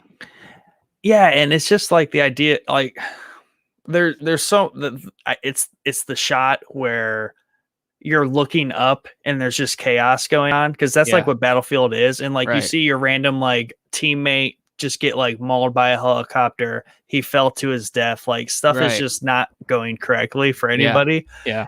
and it's just the chaos that is Battlefield. Yeah, and I feel like that was like lost in 5. Like it could Yeah. have been.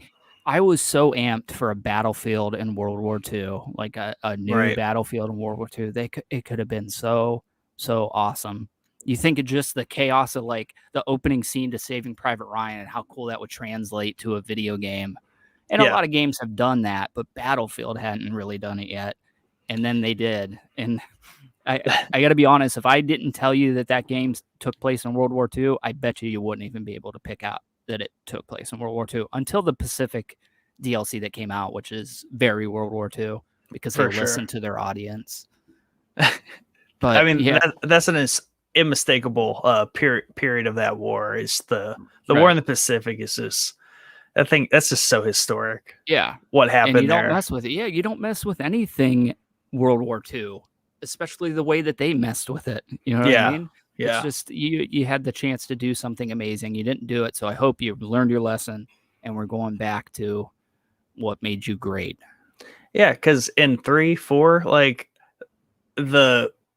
I think that's what they're trying to say when they show Yeah. the 4-wheeler ATV go off the building and into a helicopter, because that crap happens. Like, Right. you can right. do stupid things like Yeah. that because And it even lets you. the trailer where they showed the dude ejecting out of the plane, shooting the rocket, and then landing back on the plane. That they took that right out of a streamer's clip and put it into the trailer. That was stuff 3. might have been 3 or 4. Yeah, I can't remember which. I think it game. was I think 3. it was 3. Yeah. But just such a cool nod to put in the trailer. You know what I mean? Yeah. And say like, hey, remember when you used to be able to do stuff like this? Guess what? It's coming back. Yeah, because I remember when the World War one was that Battlefield 1. Yes. That was the last one I played, and it was just so fixed, like what was going on the map. Like, Right. yeah, there was like airplanes and stuff going on, but it was still so just predictable. Whereas non-chaotic. Yeah. yeah, whereas like Battlefield's supposed to be like chaotic because that's Yeah. what the Battlefield is. And Right, especially 4 where you're in the building that's collapsing and like it's just mass chaos as everybody dives out and then you're fighting in the rubble of the building. Like that's what Battlefield's about. If you're not going to do complete destructible environments like you got in like Bad Company 2 and maybe 3, I don't remember if 3 had destructible, where you could just blow anything Yeah, up. If you're not going to do almost. that, you got to do the big things like the rocket, like the tornado, which is what they're doing. So Yeah, we'll there's see. destructible elements in 3. Right. Like you could blow out all the walls on a building, but the building would still would still be stay there. Yeah. Most right, some of them not. That's when Yeah. they started moving in that direction. right. And then Um, my other concern for this game is DICE is absolutely notoriously terrible at launching their games. They're always busted and broken, and something's massively wrong with every Battlefield that's come out. Even 4 was broken beyond recognition when it launched. So I hope the fact that they pulled a team off of a game and it was Need for Speed. They pulled them off of Need for Speed and put them on this game. So that's either one of two things. either it's broken and they need people help. to fix it. They need help. Send help. Or they're just making sure that we get that experience day one. It's going to be ready to go. But- Or we can drive Ferraris in Right. Battlefield. Right. Yeah, there you go. Um, just combine them. Jordan asks, you guys discussed this before, right? This is an obvious prequel to 2142 with the storms that are changing the face of the earth, bringing the Ice Age story. 2142. Yep. courtesy of your notes the last time we kind of spoke about this. Yeah, that's the fun part of this one, where they are tying this forward. And that's another thing that's completely lost in the past editions of Battlefield, is there was no larger Battlefield storyline, because they don't have like a set story, but they have elements that they're trying to hit on, and they stopped doing that for the sake of Call of Duty style games. Yeah. I don't know.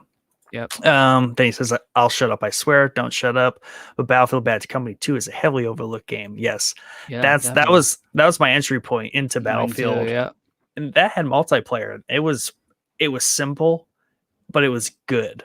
Yeah, it was good, and you know what really resonated with me when I played it is it felt very different from Call of Duty, and that's why I fell in love with it, because it gave me another shooter to play that didn't just feel like it was a carbon copy of a Call of Duty game.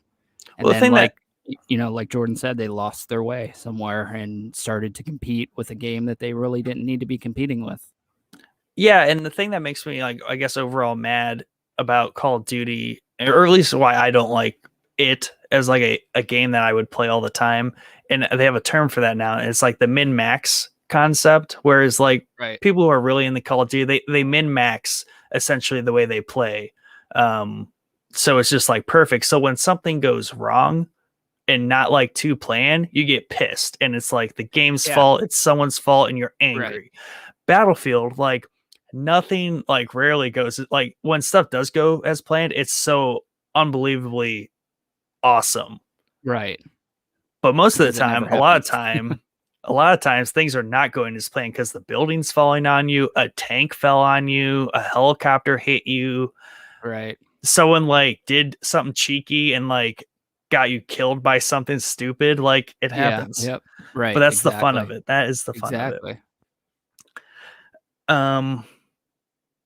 So excited about this game. Now, I found this though when I was looking up like trailers to play, and it's the Battlefield Portal official trailer, and this has a lot of interesting things in it. Okay. And I think it's just the hype trailer for the fact that they are adding in all the previous, or not all, but a lot of the famous previous maps that have existed, time eras, and then also the bot mechanic. Okay, gotcha. So, which I'm very excited for, let me tell you. Yeah, and it was just, it threw me off, because I was like, is this like the tablet mode that was in 4? Right. I just thought that the name is weird, but yeah, definitely. It kind of explains itself. But it's got a lot of weird but cool concepts in it.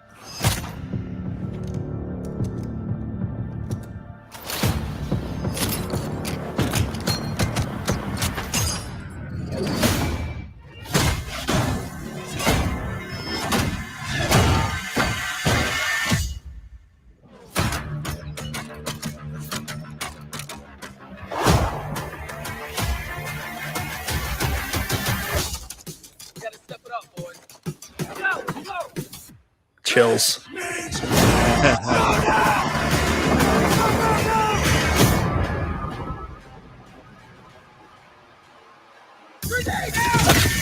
Classics. There's your Bad Company 2, Jordan. Yeah.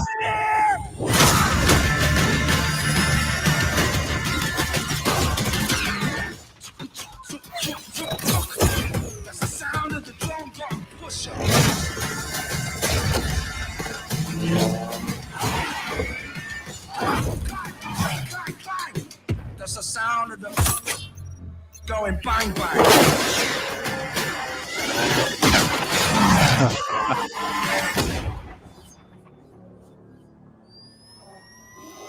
I love this.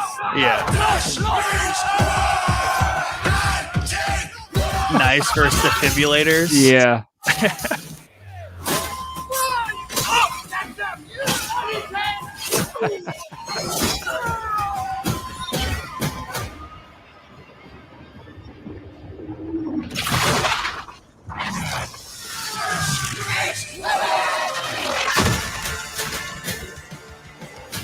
So you're gonna be able to do the weather maps with the old school stuff.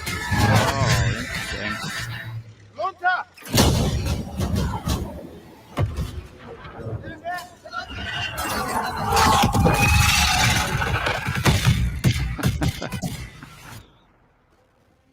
Change the rules of war.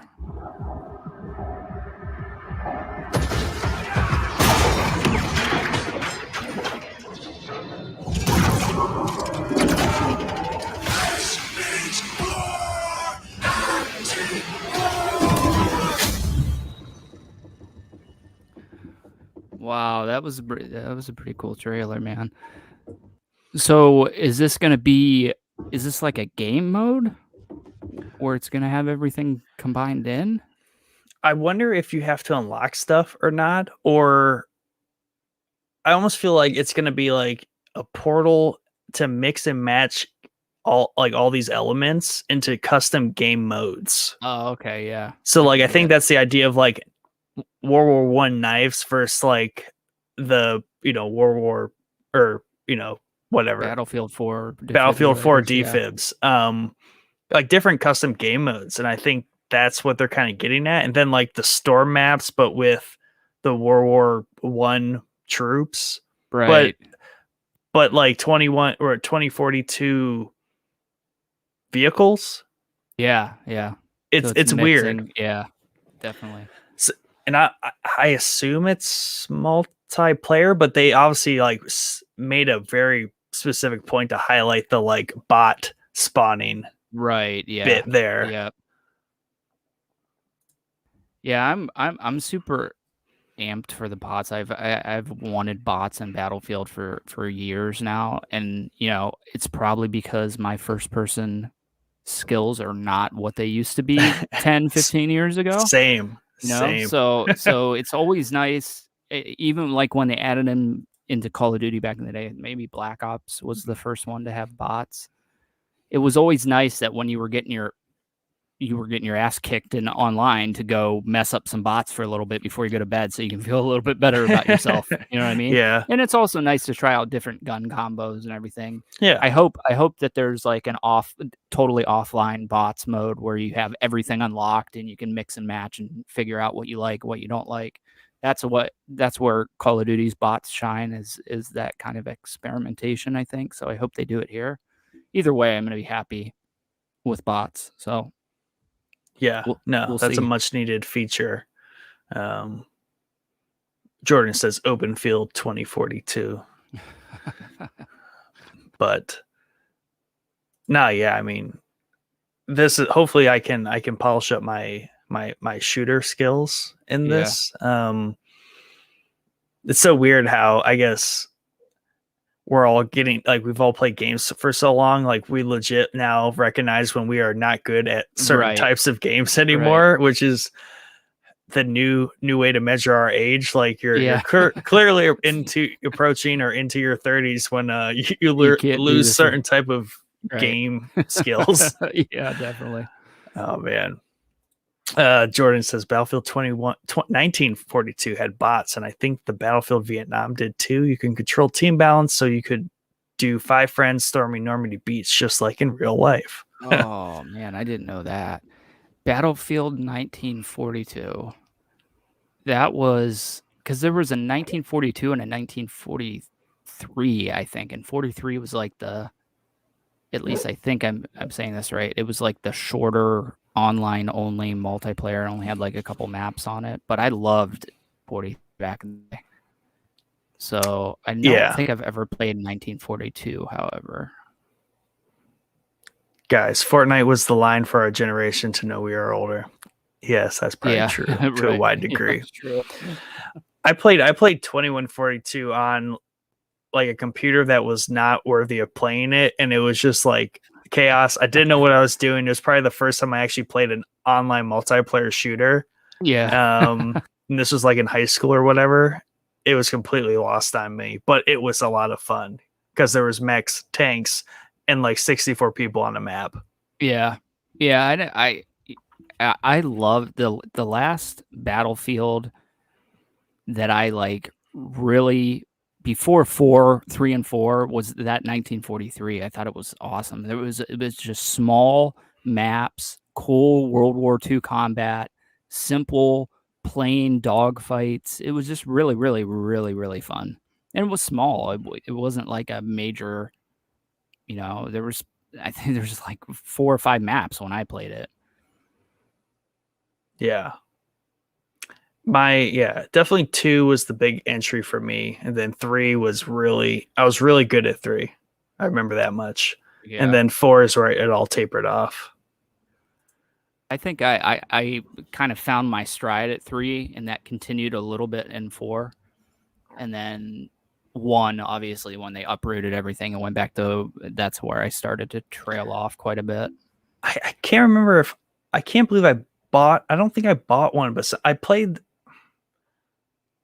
the beta. Did I only play the beta? I don't remember buying it, but I remember playing it. It's so weird. Battlefield 1, you're talking? Yeah. Yeah. What I really liked about Battlefield 1 was the single player. I thought they did a really, really good job, and the single player is what got me excited for a World War II game from Battlefield, just because it was so fun, and the way they do the intro where you play like 10 different people, and when you die you switch to a different person, and then it shows the age of the kid, like 15 years old, 16 years old, and they're like all dying in this battlefield. I thought it was a cool way to open up what World War I was going to be in a game. But that obviously they didn't continue the awesomeness in 5, but I'll stop harping on 5 eventually. Hey, it was not a good time. I mean, I don't think like anyone played it. Yeah, I don't think they did either. See, yeah, Jordan, you should just joined us for this segment or the whole right? episode. I wanted you to get your rest though. But you probably don't play the next games we're going to talk about. You're just our diehard Battlefield fan. There you go. You're gonna have to. I imagine that it's crossplay between at least PlayStations, right? I would imagine so. Yes. But so Jordan just needs confirmed. At least a PlayStation 4, and he can play with us. True. I think allegedly, at least. Allegedly. Well, speaking of the next game that I wanted to just show a quick trailer for, this does has crossplay. It just came out like 2 weeks ago. Destiny is now crossplay between like everything, nice. At least Xbox and PlayStation, but there's no crossplay enabled chat. So like my friends that play, they just create like a Discord server for that component of it. But I was like, oh, this is cool that we have Discord now, but they're like, yeah, because the game doesn't have chat yet, voice chat. Which I guess, okay, yeah. What is the technical logistic there? Why voice chat wouldn't be out the gate? That's just a weird thing to miss out on. I don't know if it's just different systems not meshing together or what, but yeah. Have you played Destiny? Yeah, so I played a lot of the first Destiny. I absolutely loved the first Destiny. I mean, I played a significant amount of the first Destiny.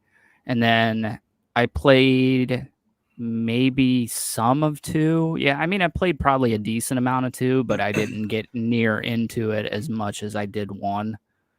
And I think it was like that just the time where first-person shooters were just not hitting for me anymore. You know what I mean? Yeah. So, but I mean, a lot of the stuff they have added into it since I played it looks really, really good. So it might be worth revisiting at some point just to experience all that stuff. But I loved the first one. I thought it was fantastic. Yeah, I think I played like the first one during like a free weekend or something a while back. And then Bianca and OGBB8 from our Discord, she's played it like religiously forever. And she says that Destiny 2 went through like a rough patch, which I think is pretty well known at the beginning and the middle. But I think as of like a couple expansions ago, they've really like found their stride with this. So Yeah. Go ahead. no, I was gonna say I plan on getting into this as kind of like a casual passive thing to like fill in some time. Kind of definitely once I get Battlefield and then I get my like PlayStation Plus back online, then I'll get Right. more into like the multiplayer stuff. But this looks really cool, mostly because I don't know if you've seen this yet, but the armor aesthetic pieces in this is real cool. Really, yeah. That's what I loved about. So the first game, I mean that game brought me back literally months after I was playing it. I would check. I can't remember Zur, I think, was the guy that came like every Friday and sold exotic weapons and armors in the first Destiny. And the group of guys that I was playing with at the time, they all had the Icebreaker sniper rifle. I don't know if you remember the Icebreaker. Nope. So it was the sniper rifle that you didn't have to get ammo for. It auto regened its ammo. Nice. And they all had it, and it made like such a cool noise when you shot it. They never had to pick up any sniper ammo, and I could not freaking get this thing to drop. I have awful like RNG ghosts around me where I can't get anything in any game that has RNG that I want. Yeah. So literally for months after like just getting frustrated that I didn't have the Icebreaker at this point in the game, I was like fully maxed the level at like 3 characters and I still didn't have this stupid sniper rifle that I've been trying to get for months. So I would always check Zur every time he came to see if he had the Icebreaker. And eventually, you know, like the last time that I turned Destiny on, he had the Icebreaker and I played with it for like 15 minutes. And I was like still so irritated that it took so long to get it that I was like, I'm never coming back to this game again. Just know Mike would get that in the first like couple days of playing Destiny. Of course, there's people like that. Yeah, that's the one kid like literally played with us 2 times. I got the Icebreaker. So frustrating. So frustrating. Oh, it reminds me of like World of Warcraft raiding days. Like, yeah. Well, back before it got really easy, like back when you actually had to like hand out loot to people, and they organized it because like, oh, you've been here a while, or like you've raided with us for the past like 100 times, like you deserve this thing more than this other person. Yeah, it gets so tough. RNG, it'll get you. Yeah, it's awful. But this has like this medieval gothic style armor sets, which I'm so pumped about because like that's one of my favorite things about Destiny and why I've always wanted to get into it because it looks so cool for being a shooter. Yeah, definitely. Does it live in the world or in the mind?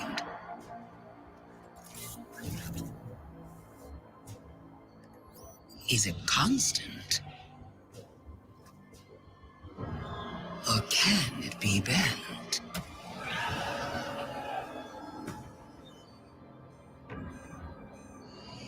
Who decides what is true? In this universe of light and dark, there is no greater power. Tell me, little lights. What is your truth now?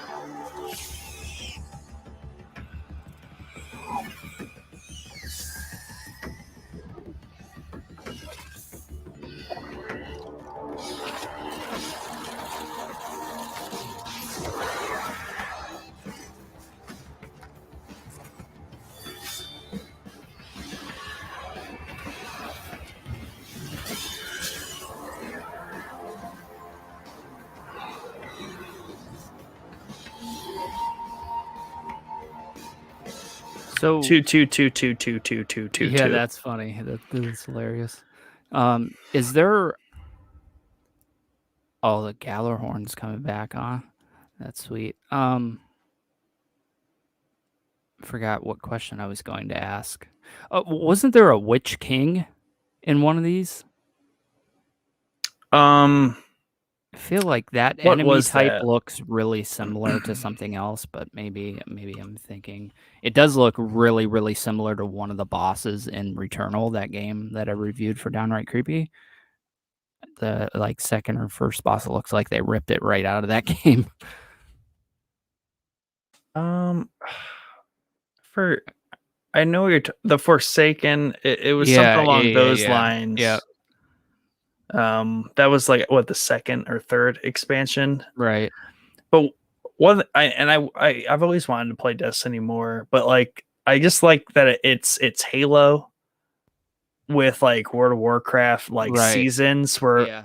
every season like there's a new armor aesthetic to it. You get the whole set, blah blah blah. It's very raid, you got raids, dungeons, all that kind of stuff, and it's just such a cool concept to me. And it also feels really good too. Yeah. It's one of those other Definitely. games that's well weighted, well clean and polished. It's Yeah. just Yeah, I mean, I really wanted when the first Destiny came out, I really wanted to support Bungie because I even back then was like, okay, Halo needs to die. It's time. yeah. And I think they saw that and left to do Destiny, which was coming to the PlayStation at the time. So, I really wanted to support it, and I did support it. And I love the first Destiny, but there was just something with 2, and it might have just been my change of taste in games I or think they what, but cleaned it up. something just didn't. I don't know. It didn't grab me like the first one did for whatever reason. I don't know what it is. Like I said, it might just be a personal. I'm getting sick of playing multiplayer games type of deal. Yeah. Mm-hmm. So that might have been a real big part of it. But Yeah, I definitely went out of that phase too. And I think well, I've been out of that phase for a while now. right. Many years. But I think like Battlefield here and then like Destiny are going to be my re-entry points. Hopefully it's not a week of Battlefield and we just get the crap beat out of us for that entire week. We're like, okay, well, we tried. Nah, we're gonna be right back in it. We're just sniping people like from Hope so. 1,000 meters, I hope 1,000 so. feet, whatever the measurement is there. I forget the one map that was just like it was such a long. It was just like hills. Yeah, and it was it just had like the village in the middle of it. Yeah, And like the spawn base over there, you could just like drop a bullet in there, and you could get some ridiculous. It's fantastic. Like multiple seconds until your bullet actually hit something. Yeah, and so much of that was before achievements too. So right. you just had to remember the achievement that you're like, no, like I saw my friend, like multiple people saw it, like he sniped someone from like the 1,000 mark, whatever the ticker popped up was. Right on the precipice before things like really started changing. Right. But no, yeah, I'm excited to get into Destiny, especially now crossplay, because like Bianca plays on an Xbox. Our other friend Cody, he plays on PlayStation. So like that's always been a big barrier. So now that more people can just get in and play, that can't be anything but good for them. Yeah, because a game like that is so focused on having people to play with, and if it's the console tearing you apart, that's just so sad, I think. Right. Yeah, I definitely get that. And for me, I think the hang up is for first party games, they don't want them to be, or not first party games, but I think the hang up is PlayStation and Xbox worrying about somebody not buying their console because they want to play. But it's not. I think it would fix that problem where you're not locked into buying a specific console because you can play with everybody. So I don't know what the hang up with crossplay is. I'm sure there's technical difficulties with it also. Yeah. But you got to imagine it's like, it's 2021. I feel like it's the same game on the same engine and everything. So I can't think the technical hangups are that big of a deal. And I totally get like Uncharted is going to be a PlayStation exclusive forever. There's no reason for them to ever give that up to Xbox. Yeah. But games like Destiny and these multiplayer games, there's especially the shooters. There's no reason. Like I Right. get like Halo. That's a tough one. Like that's the Xbox One forever. But at the same time, if Halo were to make some kind of resurgent comeback and it's like the best shooter out, wouldn't it be beneficial if everyone could just play it? Yeah, well, I think that for that, I think the concern is that if they do that, nobody's going to buy an Xbox, which is not the case. Yeah, that's not true. There's always going to be Xbox fans and PlayStation fans. It's never going to be, I think opening up that would actually gain at least PlayStation some more consoles out the door, because now people aren't tied to buying an Xbox because their friends have an Xbox. Yeah. Or vice versa, buying a PlayStation because their friends have a PlayStation. So it's always been a weird thing that I get why console exclusives still exist. Like Nick Right. said, Uncharted's never going to go to Xbox, Halo's never going to go to PlayStation. But I don't get why somebody playing the same game can't play cross-gen or cross-console, rather. Yeah. Yeah. It's a bizarre thing. We must not know enough about it. Yeah, I must be missing something. We'll let Sony and Microsoft like hash that out. Yeah. Nintendo's not even in the running. Right. Yeah, they're still like on a 720p console. So, hey, the OLED is coming. Oh yeah, 1080p. Whoa. Look out! Look out!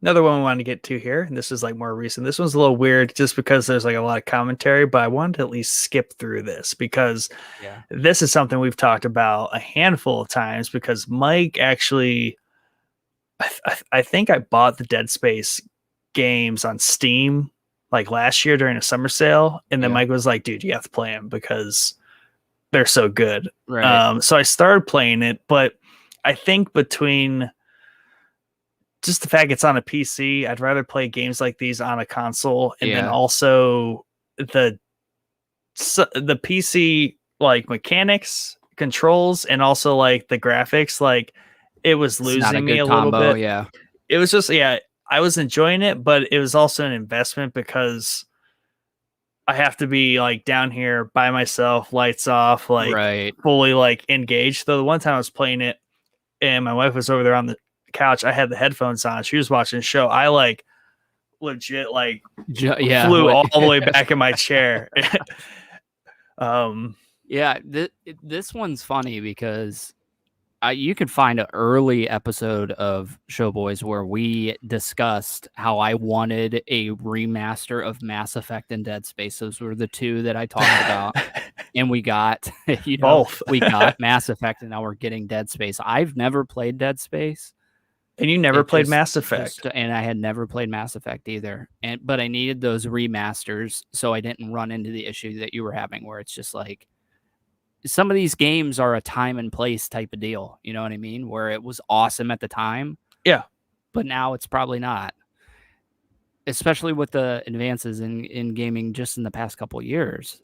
So when I saw this come out, because I know Mike, this might have been on his top 5 list. I think it was relatively high on his top 5 list.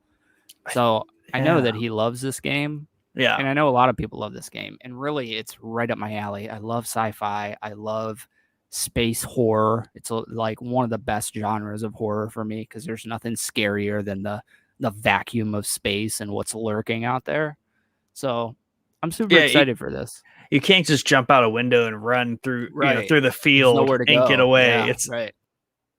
You are so screwed. It's that claustrophobic fear. I just love it. It's just a perfect genre for horror. And I'll like it even more after watching The Expanse, because it's got a lot of elements tied in there too.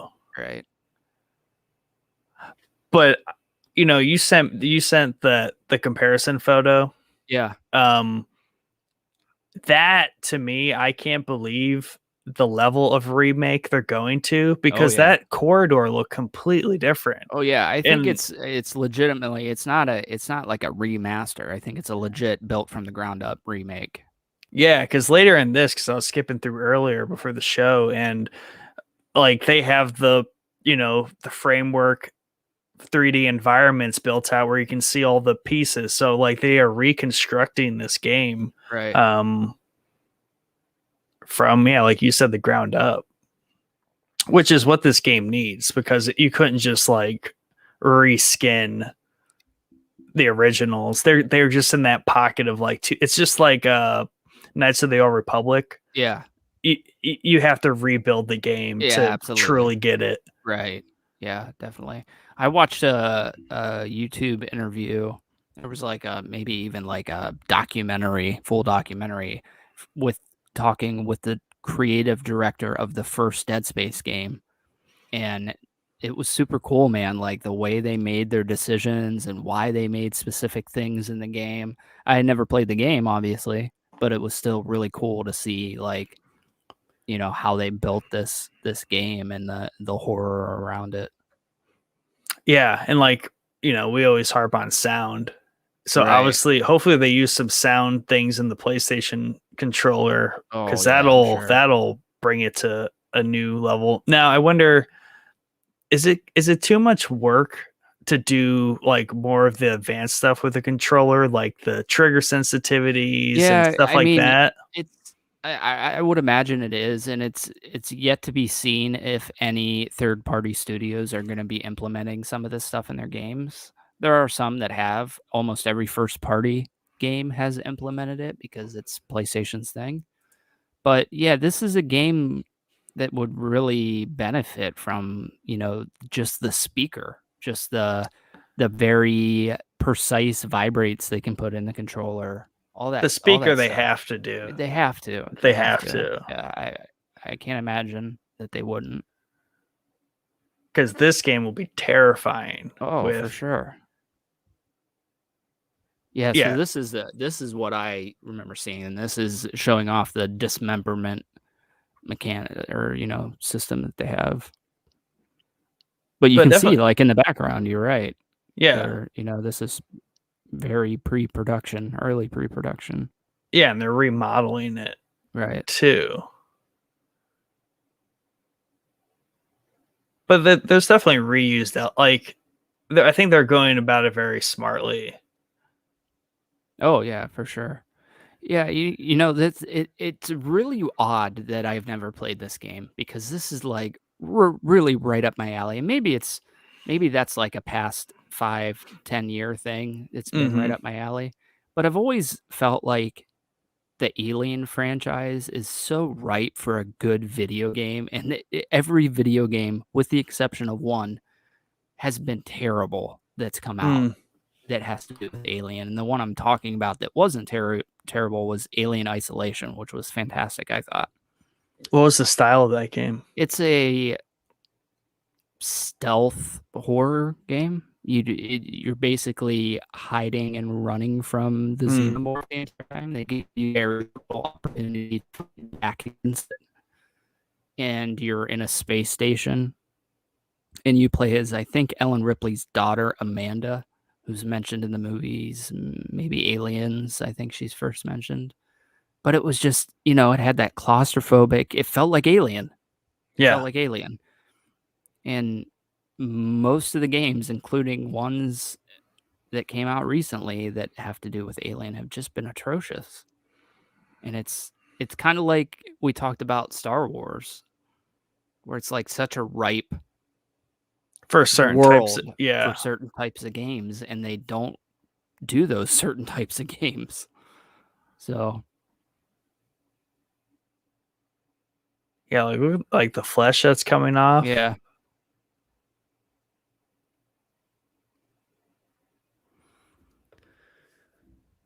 Yeah, I'm very excited for this. But is there a release date on this one? So I was looking that up, and it's right now marked as Q4 of 2022, so quite a ways away. Quite a ways, but not terrible. Especially if they're like, I mean, I like that they're being very open with like, hey, here's a dev blog of what we're doing. Like, I don't know why that's not done more. Like, in this day and age, like, what are they hiding? Like, right, that's the concern always. Yeah, you're just gonna hype people more to like, let them follow along with you and give Right. feedback, even like this. Like if there's like some nerds out there, they'd be like, "Oh, that looks like that's a dumb idea." Like Right. And maybe pick it up on is. that stuff. Yeah, right. Exactly. Yeah, it's weird that it's not done more. And I get that a lot of these studios like hiding their projects for whatever reason. You know, I I can't understand what the reason is, but they like it for whatever reason. But I think this is a cool way of showcasing a game that's just a remake, but Yeah. showing it from the beginning to the end and kind of tiding people over until the actual game launches. Yeah, and at least like promising that they're doing certain things and they're going about it a certain Right. way. It's not just like a reskin Right.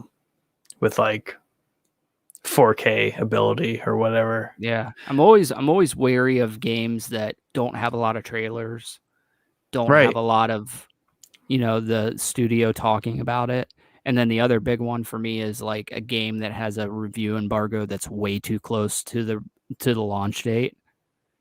A good week is a good review embargo for a game, like a week before it launches. Mhm. If it's a day before it launches or on the day it launches, there's probably something wrong with the game. Ugh. At least that's my experience. Yeah, that's way too close. Even this shot's way too close. It's gross. Yeah. I think scary. It's fantastic. And does it have like a fetus hanging out of it? Yeah, it sure does. Or it's doesn't it? just or like its stomach. It looks like a head and two arms hanging out of it. It's almost got like a Resident Evil look to it. Yeah. Resident Evil enemy.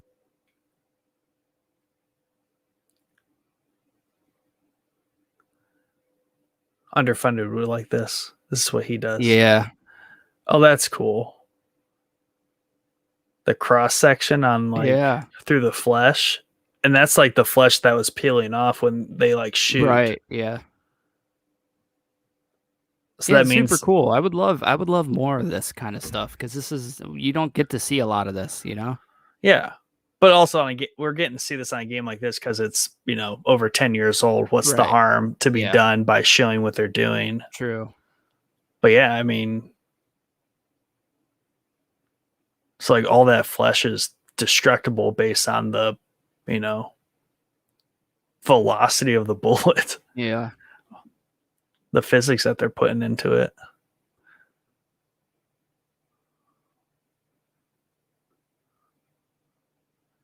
So crazy. Yeah, I'm super pumped. I'll probably end up maybe reviewing this for Downright Creepy because it's a horror game. I mean, it's super creepy.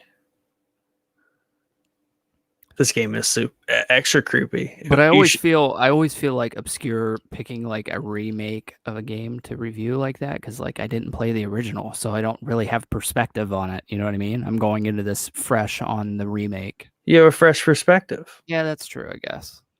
But with like the other thing that I thought was kind of weird, and now this is like we said, a ground up remake of this game. It's not like Mass Effect, which was a remaster trilogy, which was fantastic. I mean, they did a great job on the remasters, but I did find it a little odd that they're only doing the first one because there's 3 of these games, right? 3 or 4 of them. Yeah, Mike says the third one sucked.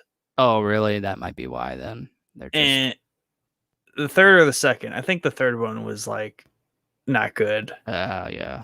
I think it was like not as polished. They added too much crap. He said like you're like running on walls. It was more like getting to more first person shooter like movement. The movement, it wasn't slow and scary anymore, I think. I think 2 was good. I'd be curious to see if this is fresh for the remake. These zero gravity scenes, I would imagine they were in the original, but it can be pretty easy to screw these zero gravity segments up. You know what I mean? And make them feel clanky. Yeah. Yeah, where you just kind of like you literally just feel like you're moving on an axis. Right. Yeah.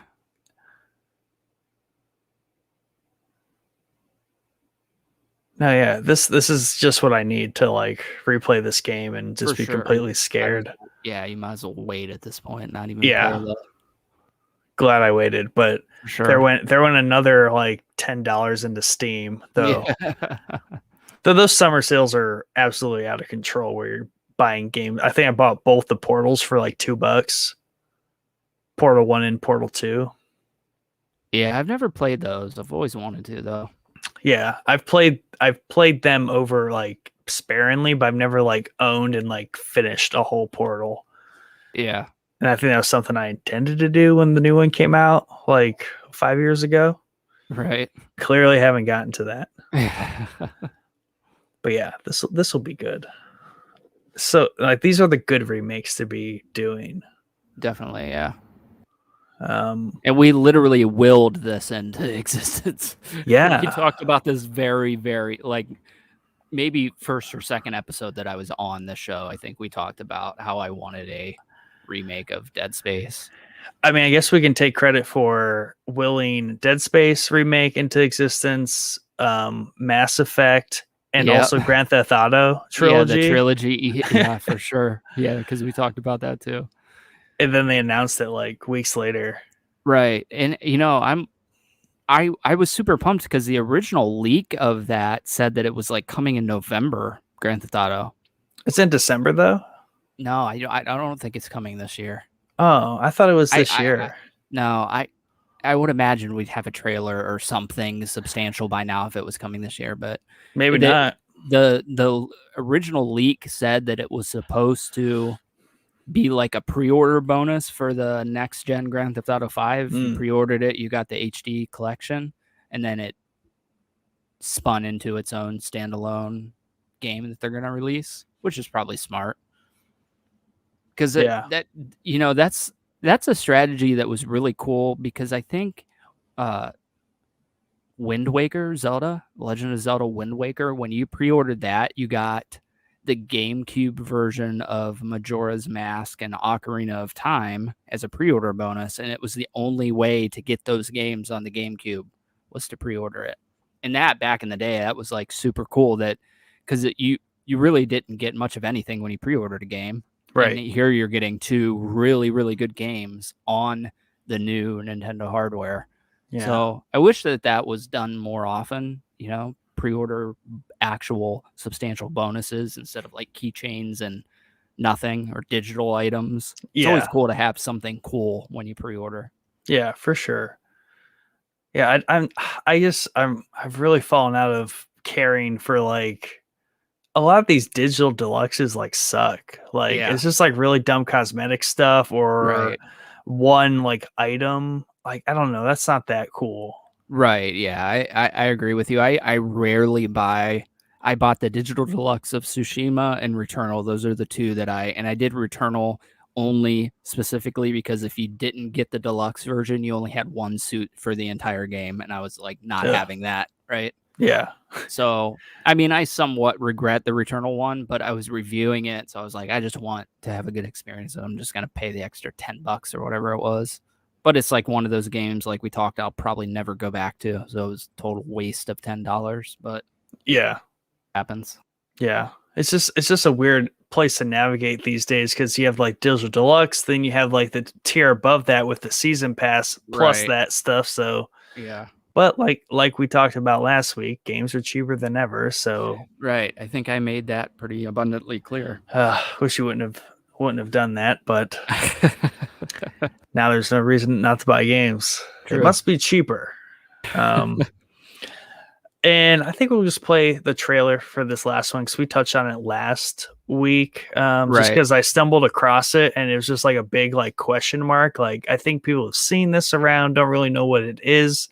But this black myth Wukong. And like the more I kind of poke around on it, it's it's based on like a Chinese myth or legend. Yeah. And I even saw a comment where they were saying like this is technically where like Dragon Ball was born out of, is like this myth and legend. Like at least the concept of it. And it gets a lot of things right when it comes to like Chinese history and culture. Yeah. And I think that's like right up our alley. I don't know if I'll play it, but it just looks cool. Yeah, it definitely looks cool. I think it's based off like a 15th or 14th century novel Yeah. that tells all those stories that Nick was talking about. But I personally love Souls-like games. I talk about them on here all the time. Sekiro's one of the, Sekiro's a Souls-like, and this is a Souls-like, and this looks really, really cool. I'm really, I'll probably be all over this game when it comes out. Unfortunately, I don't think it's like a really ways away, like 2023, I think. We'll see maybe at the end of the trailer if they put a release date on it. I wonder if it'll be an anthology series, like a different myth. Oh yeah, that'd be cool.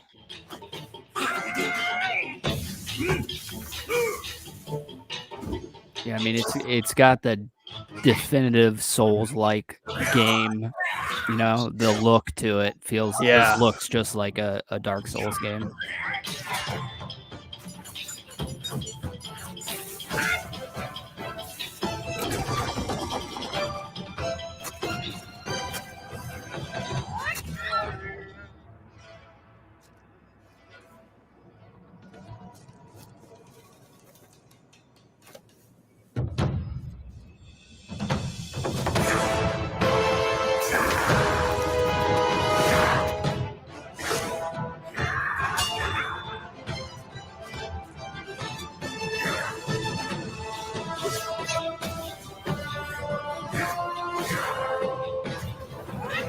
And I will say this is a pretty intense trailer to be getting for a game that's not coming out for 2 years, It looks pretty well put together. Yeah. And that's why it seems weird that it's so far out. Yeah, well, I think it's an indie. It's an indie developer, so that might be why. Because the gameplay video is like 15, 19 minutes long, and it's going through like a good bit of like stuff. Right. But it does look like it needs polish in the combat. Yeah.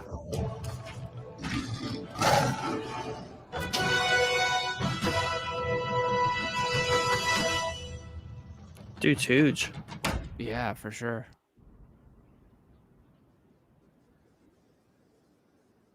I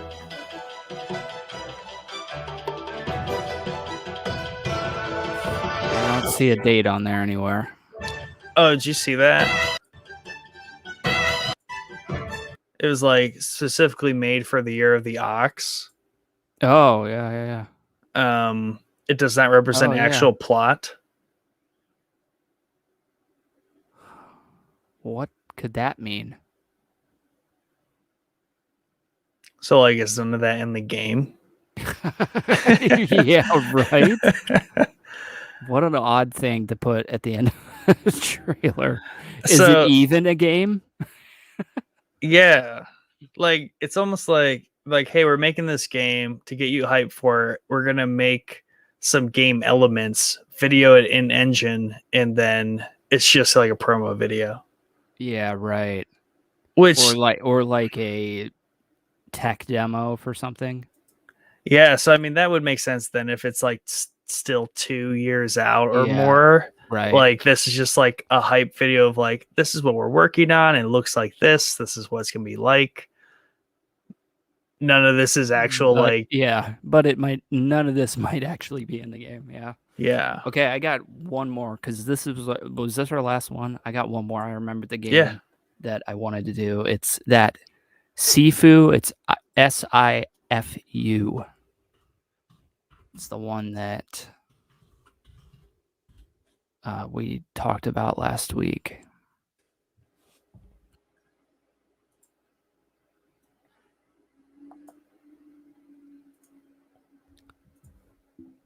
So this game looks really good, man. I don't know what it is about it.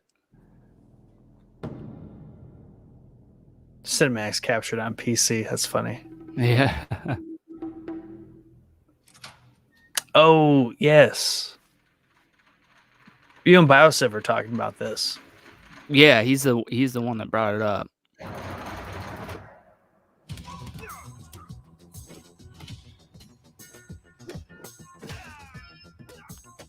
So are you like a high school student or are you in a prison? No, I think you're think you're like in an apartment, maybe. Can't really tell. But this is the element I think is super cool. So when you die, you age. Okay. And it keeps going. If you die, you keep aging until you're like in your 70s. So I don't know if they've really said so far if it's going to be like a time loop type of deal where you have to beat the game before you die of old age or what. But see, now he's like gray and old there. It just looks like a really cool, and that's actually not. It got delayed, so it's coming out in 2022. But it just looks like a cool kung fu game, which there's not a whole lot of. And the whole element of dying and getting older, and you probably get slower, and you probably get weaker, and that stuff. I think it could be really cool to implement that in a game. Yeah, that is an interesting concept. And I would really hope that getting older affects like your stats and like what your like maybe your speed or something like that, but also boost other things. Yeah, that's interesting. And so I haven't played a lot of games like that or any, I would say, where, like Dark Souls and stuff where there is some sort of loop requirement or like this where you have to beat it before you die. Yeah. Like I said, I'm just guessing on that. I would imagine that's what they're going for. That it's like it's like Returnal. Returnal was the same thing. It was a time loop. When you died, you went back to the beginning of the game. This is a little different. I don't think you go back to the beginning of the game. You just get older and weaker and slower, which I think is really cool because the game's going to get progressively harder, like every game does when you play it, and you're going to be getting progressively slower and weaker. So it could be cool or it could be awful. Someone's going to figure out really early on that you should die so many times to get to like the optimal age, right? And then just don't die from there, right? Yeah. Yeah, it's cool. It came kind of out of left field. I've never even heard of the studio before. I don't think this is their first game, but it might be. Oh man, one of the recommended videos is God of War Ragnarok, What We Know. That must be the new God of War coming out. Yeah, that's Ragnarok's the new one. So actually, the studio made Absolver, which is another martial arts themed game, which was relatively popular, I think. But I don't know. I got my eyes on that one for sure. Because I also like the art style. Yeah, the art style is really cool. That like cell shaded look. That's like such a lost. I just was playing the PS2 emulator on my PC. There was a racing game called Auto Modelista on the PS2. I don't know if you ever heard of it. No. But it's like a Japanese racing game, but it's cell shaded, and it's freaking, even today, is beautiful. Like an absolutely beautiful game. That's like a lost art, cell shading, for whatever reason. I always thought it was so cool looking. There's a survival game called Lone Survivor. No, wait, is that a show? No, The Long Dark. The Long Dark. Long Dark. Yeah. Yeah, that's a cell shaded game that looks really cool. Right. They lean into that hard, and there's like the snow effects, like the depth of the snow and all that jazz. And what I found, at least with that Auto Modelista, that game came out in like 2002, and you can like up-res stuff with the PS2 emulator. Cell shading looks beautiful when it gets up-resed. You know what I mean? It's one of those games. There are some games where like the older they get, the uglier they get. Yeah. But every cell shading game that I've ever played, it seems like they transition time so much better than regular 3D graphics. Yeah, and it's easy to, I think, like certain art styles like that lend themselves better to get like really good enhancements from just updated lighting mechanics and different features like that just you don't have to change the cell shadedness because that's still the same level of quality. It's not like the geometry is fine because it's this art style, the colors are fine, the textures are good. You're just making everything crisper and cleaner looking. That's a good point. Like, cell shade ages well because it's not meant, it doesn't hold itself to a certain like era of game technology. Right. Yeah. I just remembered like magically wanting to play this game, and I found it on the emulator, and I'm glad I went back through and beat it. It's just a racing game, but it's beautiful because it's cel shaded, and it's Yeah. it's pretty difficult too later on. But I think it was like a Capcom game, but it's like one of those series that just one game came out and that was it. But it was good. But it was good. It was great. That's all you need. Yep. Yeah, and I sent you that. Did you ever play Myst? Yeah. Way back in the day, like launch. Yeah, I remember picking that up at like Walmart for like $5 for the PC. But I thought that article was funny how I didn't know they remade it or whatever. But they put like it was a re-release of it, yeah. Yeah, but they put the CGI in for like the video elements but someone modded it and put the originals back in, just better. I thought that was funny. Yeah, my dad was really into my dad does not obviously play video games, but he played that. He played Myst, and he played a game called The Seventh Guest. It was a similar puzzle style. Yeah. And I want to say horror game. It was The Seventh Guest, and The 11th Hour was the sequel to it. But he loved those games. And I always thought they had like a cool little charm to them, especially The Seventh Guest and The 11th Hour. They had like a horror mystery vibe to them. I feel like in the 90s and like the 2000s, if you had a PC and you were into like solitaire and like the standard games that came out, and then someone showed you like one of those kind of mystery style games, it was a very natural progression to be like, I like this game. Right. Yeah, that's exactly what this it's like it's almost like a movie puzzle game. And he played games with me like Madden and stuff when we were younger. Jet Moto, which was a PS1, like I don't even know how to explain it, like a wave. I don't know. You have to look it up. But that's like one game that's near and dear to my heart because my dad and I played it all the time. And when the PlayStation 3 launched, they had it on the store. So when I got the PS3, I got to play it with him, 15 years after we played it the last time. And I whooped his butt like I did every single time. But yeah, that The Seventh Guest and The 11th Hour, he loved getting into those games, and I would like to go back and play those games because I remember him playing them, but I don't remember ever actually sitting down and playing them myself. But it had like the cheesy horror thing going on, so it was super cool. Yeah.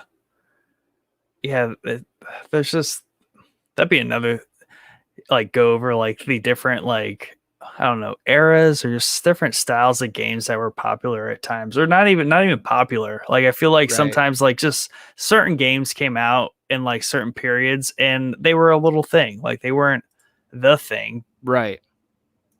But they got their following. Yeah, right. Yeah, and there was a reason that they were on a Walmart shelf for $5 for the next 10 years. Right, exactly. Yeah, and Myst is one of those games. Yeah. That's exactly how I found it because I was like, oh look, and it's when I was getting into PC, I had my laptop and played Age of Empires, and I was just like trying to buy games, and it was obviously before the internet was a thing, what it is these days. Right. And you just Google stuff. It's like, what's a game here I can play? Right. Yeah. So cool. Yeah. I mean, that was fun. That was different. Sure. Worked out. Yeah. I just had that itch from last episode where I think we almost went off in that tangent and Mike saved us. Right. But we unsaved ourselves this time and just like went for it. Went for it. Yeah, but yeah, there's just so many games, but you need to help me stay focused. I do, because I would love to come back so we can fully gloves off discuss everything about the game, story, characters, all that stuff. Yeah, because we need to do that for Uncharted, and then obviously Ghost of Tsushima. Right. And then we'll actually name the episode that too. It won't just Yeah. be. It'll be like full breakdown review. Right. The whole 9 yards, 10 yards. There you go. Yeah, Uncharted will be easier because it's a little bit shorter of a game than Tsushima is going to be for you, you know, because it's not an open world. It's got like those open environments where you're exploring big open environments, but it doesn't take you as long as Tsushima is going to take you.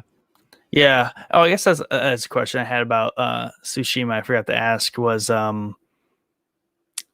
how. I mean, I know like the little lightning bug like glows when you're near like the like secrets or the scrolls or whatever. But like how thorough should I be or not be in like certain areas? Like I try to kind of look around because I want all of the supplies. Yeah. And if I'm kind of generally looking for all the supplies, am I mostly going to get everything in an area? Supply wise, yes, but the like Mongol artifacts, and Mongol records. I got to be honest with you. I played the game like 4 times and I haven't collected all that stuff. But I don't know. 100% it and not collect all that stuff. Yeah. Okay. I don't know if it's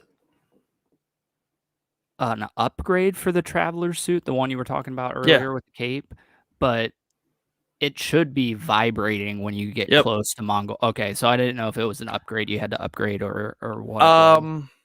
Maybe it's the first upgrade, but that thing's fully maxed out for me already. Yeah. So like it's got all the perks. So it's more fog unveiled when you're traveling, and then also the lightning bug in the controller vibrates when you're near at least the records. Right. I think it's just generally artifacts and stuff like that. So yeah, it sounds like I'm probably getting most things. Yeah, I mean, I got to be honest. I'd have to look, but I don't even think I have half of that stuff, to be honest with you. But they're cool because especially the records, you can read them and stuff, and there's a lot of like lore stuff in there or what the Mongols are doing and thinking and that stuff. But there's just so much other stuff to be doing in the game. Yeah. That you know, if I came across it, I picked it up. I didn't really seek out to go look for it. At least I don't have the 100%. At least that isn't a requirement to 100% the game. Right. I think that's what I was thinking. I was like, did he get all these? Like, no, what's the trick here? Like, how thorough do I want to be?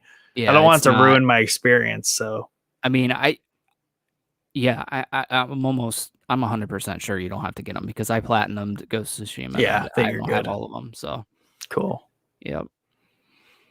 Well, that's all I have. It's late. We've kept on here for another classic What's Playing length, almost 3 hours, right. 2 hours, 45 minutes. We won't hit it. Yeah. But yeah, thank you everybody for tuning in. Jordan, obviously thank you for the spam on Battlefield. I guess when the game actually comes out, we should do an episode on it. Yeah, we'll have definitely. to. Or we'll just live stream party it. Our gameplay ? There we go. Sounds confusing. Yeah. we'll all just be on. We'll just all be on the podcast here, but playing. Yeah, there you go.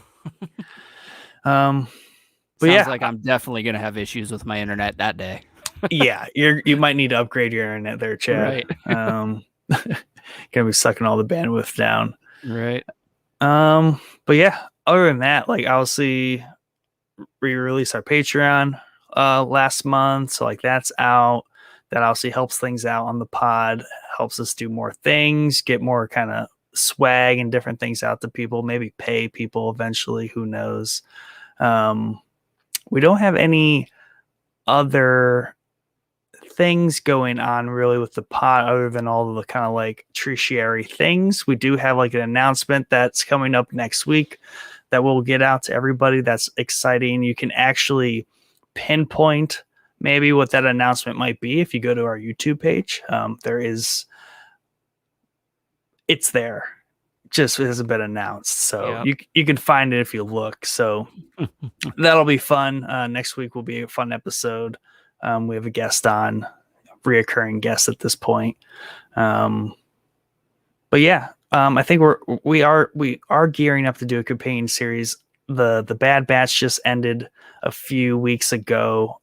I'm already starting to feel the void in the campaign series because we had like them back to back for most of this year. We had like a 2-month break from Mandalorian, and then we went right into Falcon Winter Soldier, and then the Bad Batch. And I think we'll have another one here spooling up in the deep into the fourth quarter. Ghost of Tsushima. A companion series. I mean, we're basically doing it anyway. Yeah. What? I did want to 30 minutes out of every episode, we just cover like more of the storyline. Right. Yeah. I did want to ask before we get going, because I know we're getting late here, and I do want to hit that 2:45 mark. Have you seen any of the Lone Wolf and Cub movies, the old samurai movies? No. Okay, you have HBO, you need to check those out while you're playing Ghost of Tsushima, if you can handle Japanese subtitled movies. I can now that I've gotten deeper into anime. It's yeah. I can do it. They are bloody and cheesy and fantastic. If you like Kill Bill, it's like you could see where the inspiration for Kill Bill came from. I've been bouncing between. There's 11 of those movies, bouncing between that and the Marco Polo series that's on Netflix, because it's Mongol time, right around the time they invaded Tsushima. I don't think it's on the show, but same time frame. And it's cool because like their capes are set the same as the Mongols in the game and stuff. So it's definitely cool. It got canceled, and I wouldn't say it's a fantastic show. It's just I started it because I was really excited for it, but it wasn't as it's all right. Good. Yeah, it was all right. You got anything going on? We just launched our Son of Sam episode, I think, today. So that's strange.net if you want to check that episode out, or any of the other episodes we've done. And that's it. Cool. Well, I would call it that's a wrap. This is a lot of fun. We'll have to do it again with Mike sometime. Get some trailers up on there. Maybe some reaction trailers. I don't know. Yeah, I would love that. I would love to. It's not going to really line up probably for us, but I would love to do at some point just like sit down and watch one of these press conferences and discuss it either after or during, you know. Yeah, but I think like at 2:00 in the afternoon or something. Well, just go live 2:00 in the afternoon when we're all like supposed to be working or doing something. Like working, and me and Mike are working, and you get placed on a call. Like it would just be a disaster. Right. Cool. Well, you all have a good night. Chad, thanks for being on. Fun as always. And Chad will be here next week. Is Mike going to be here? I can't remember.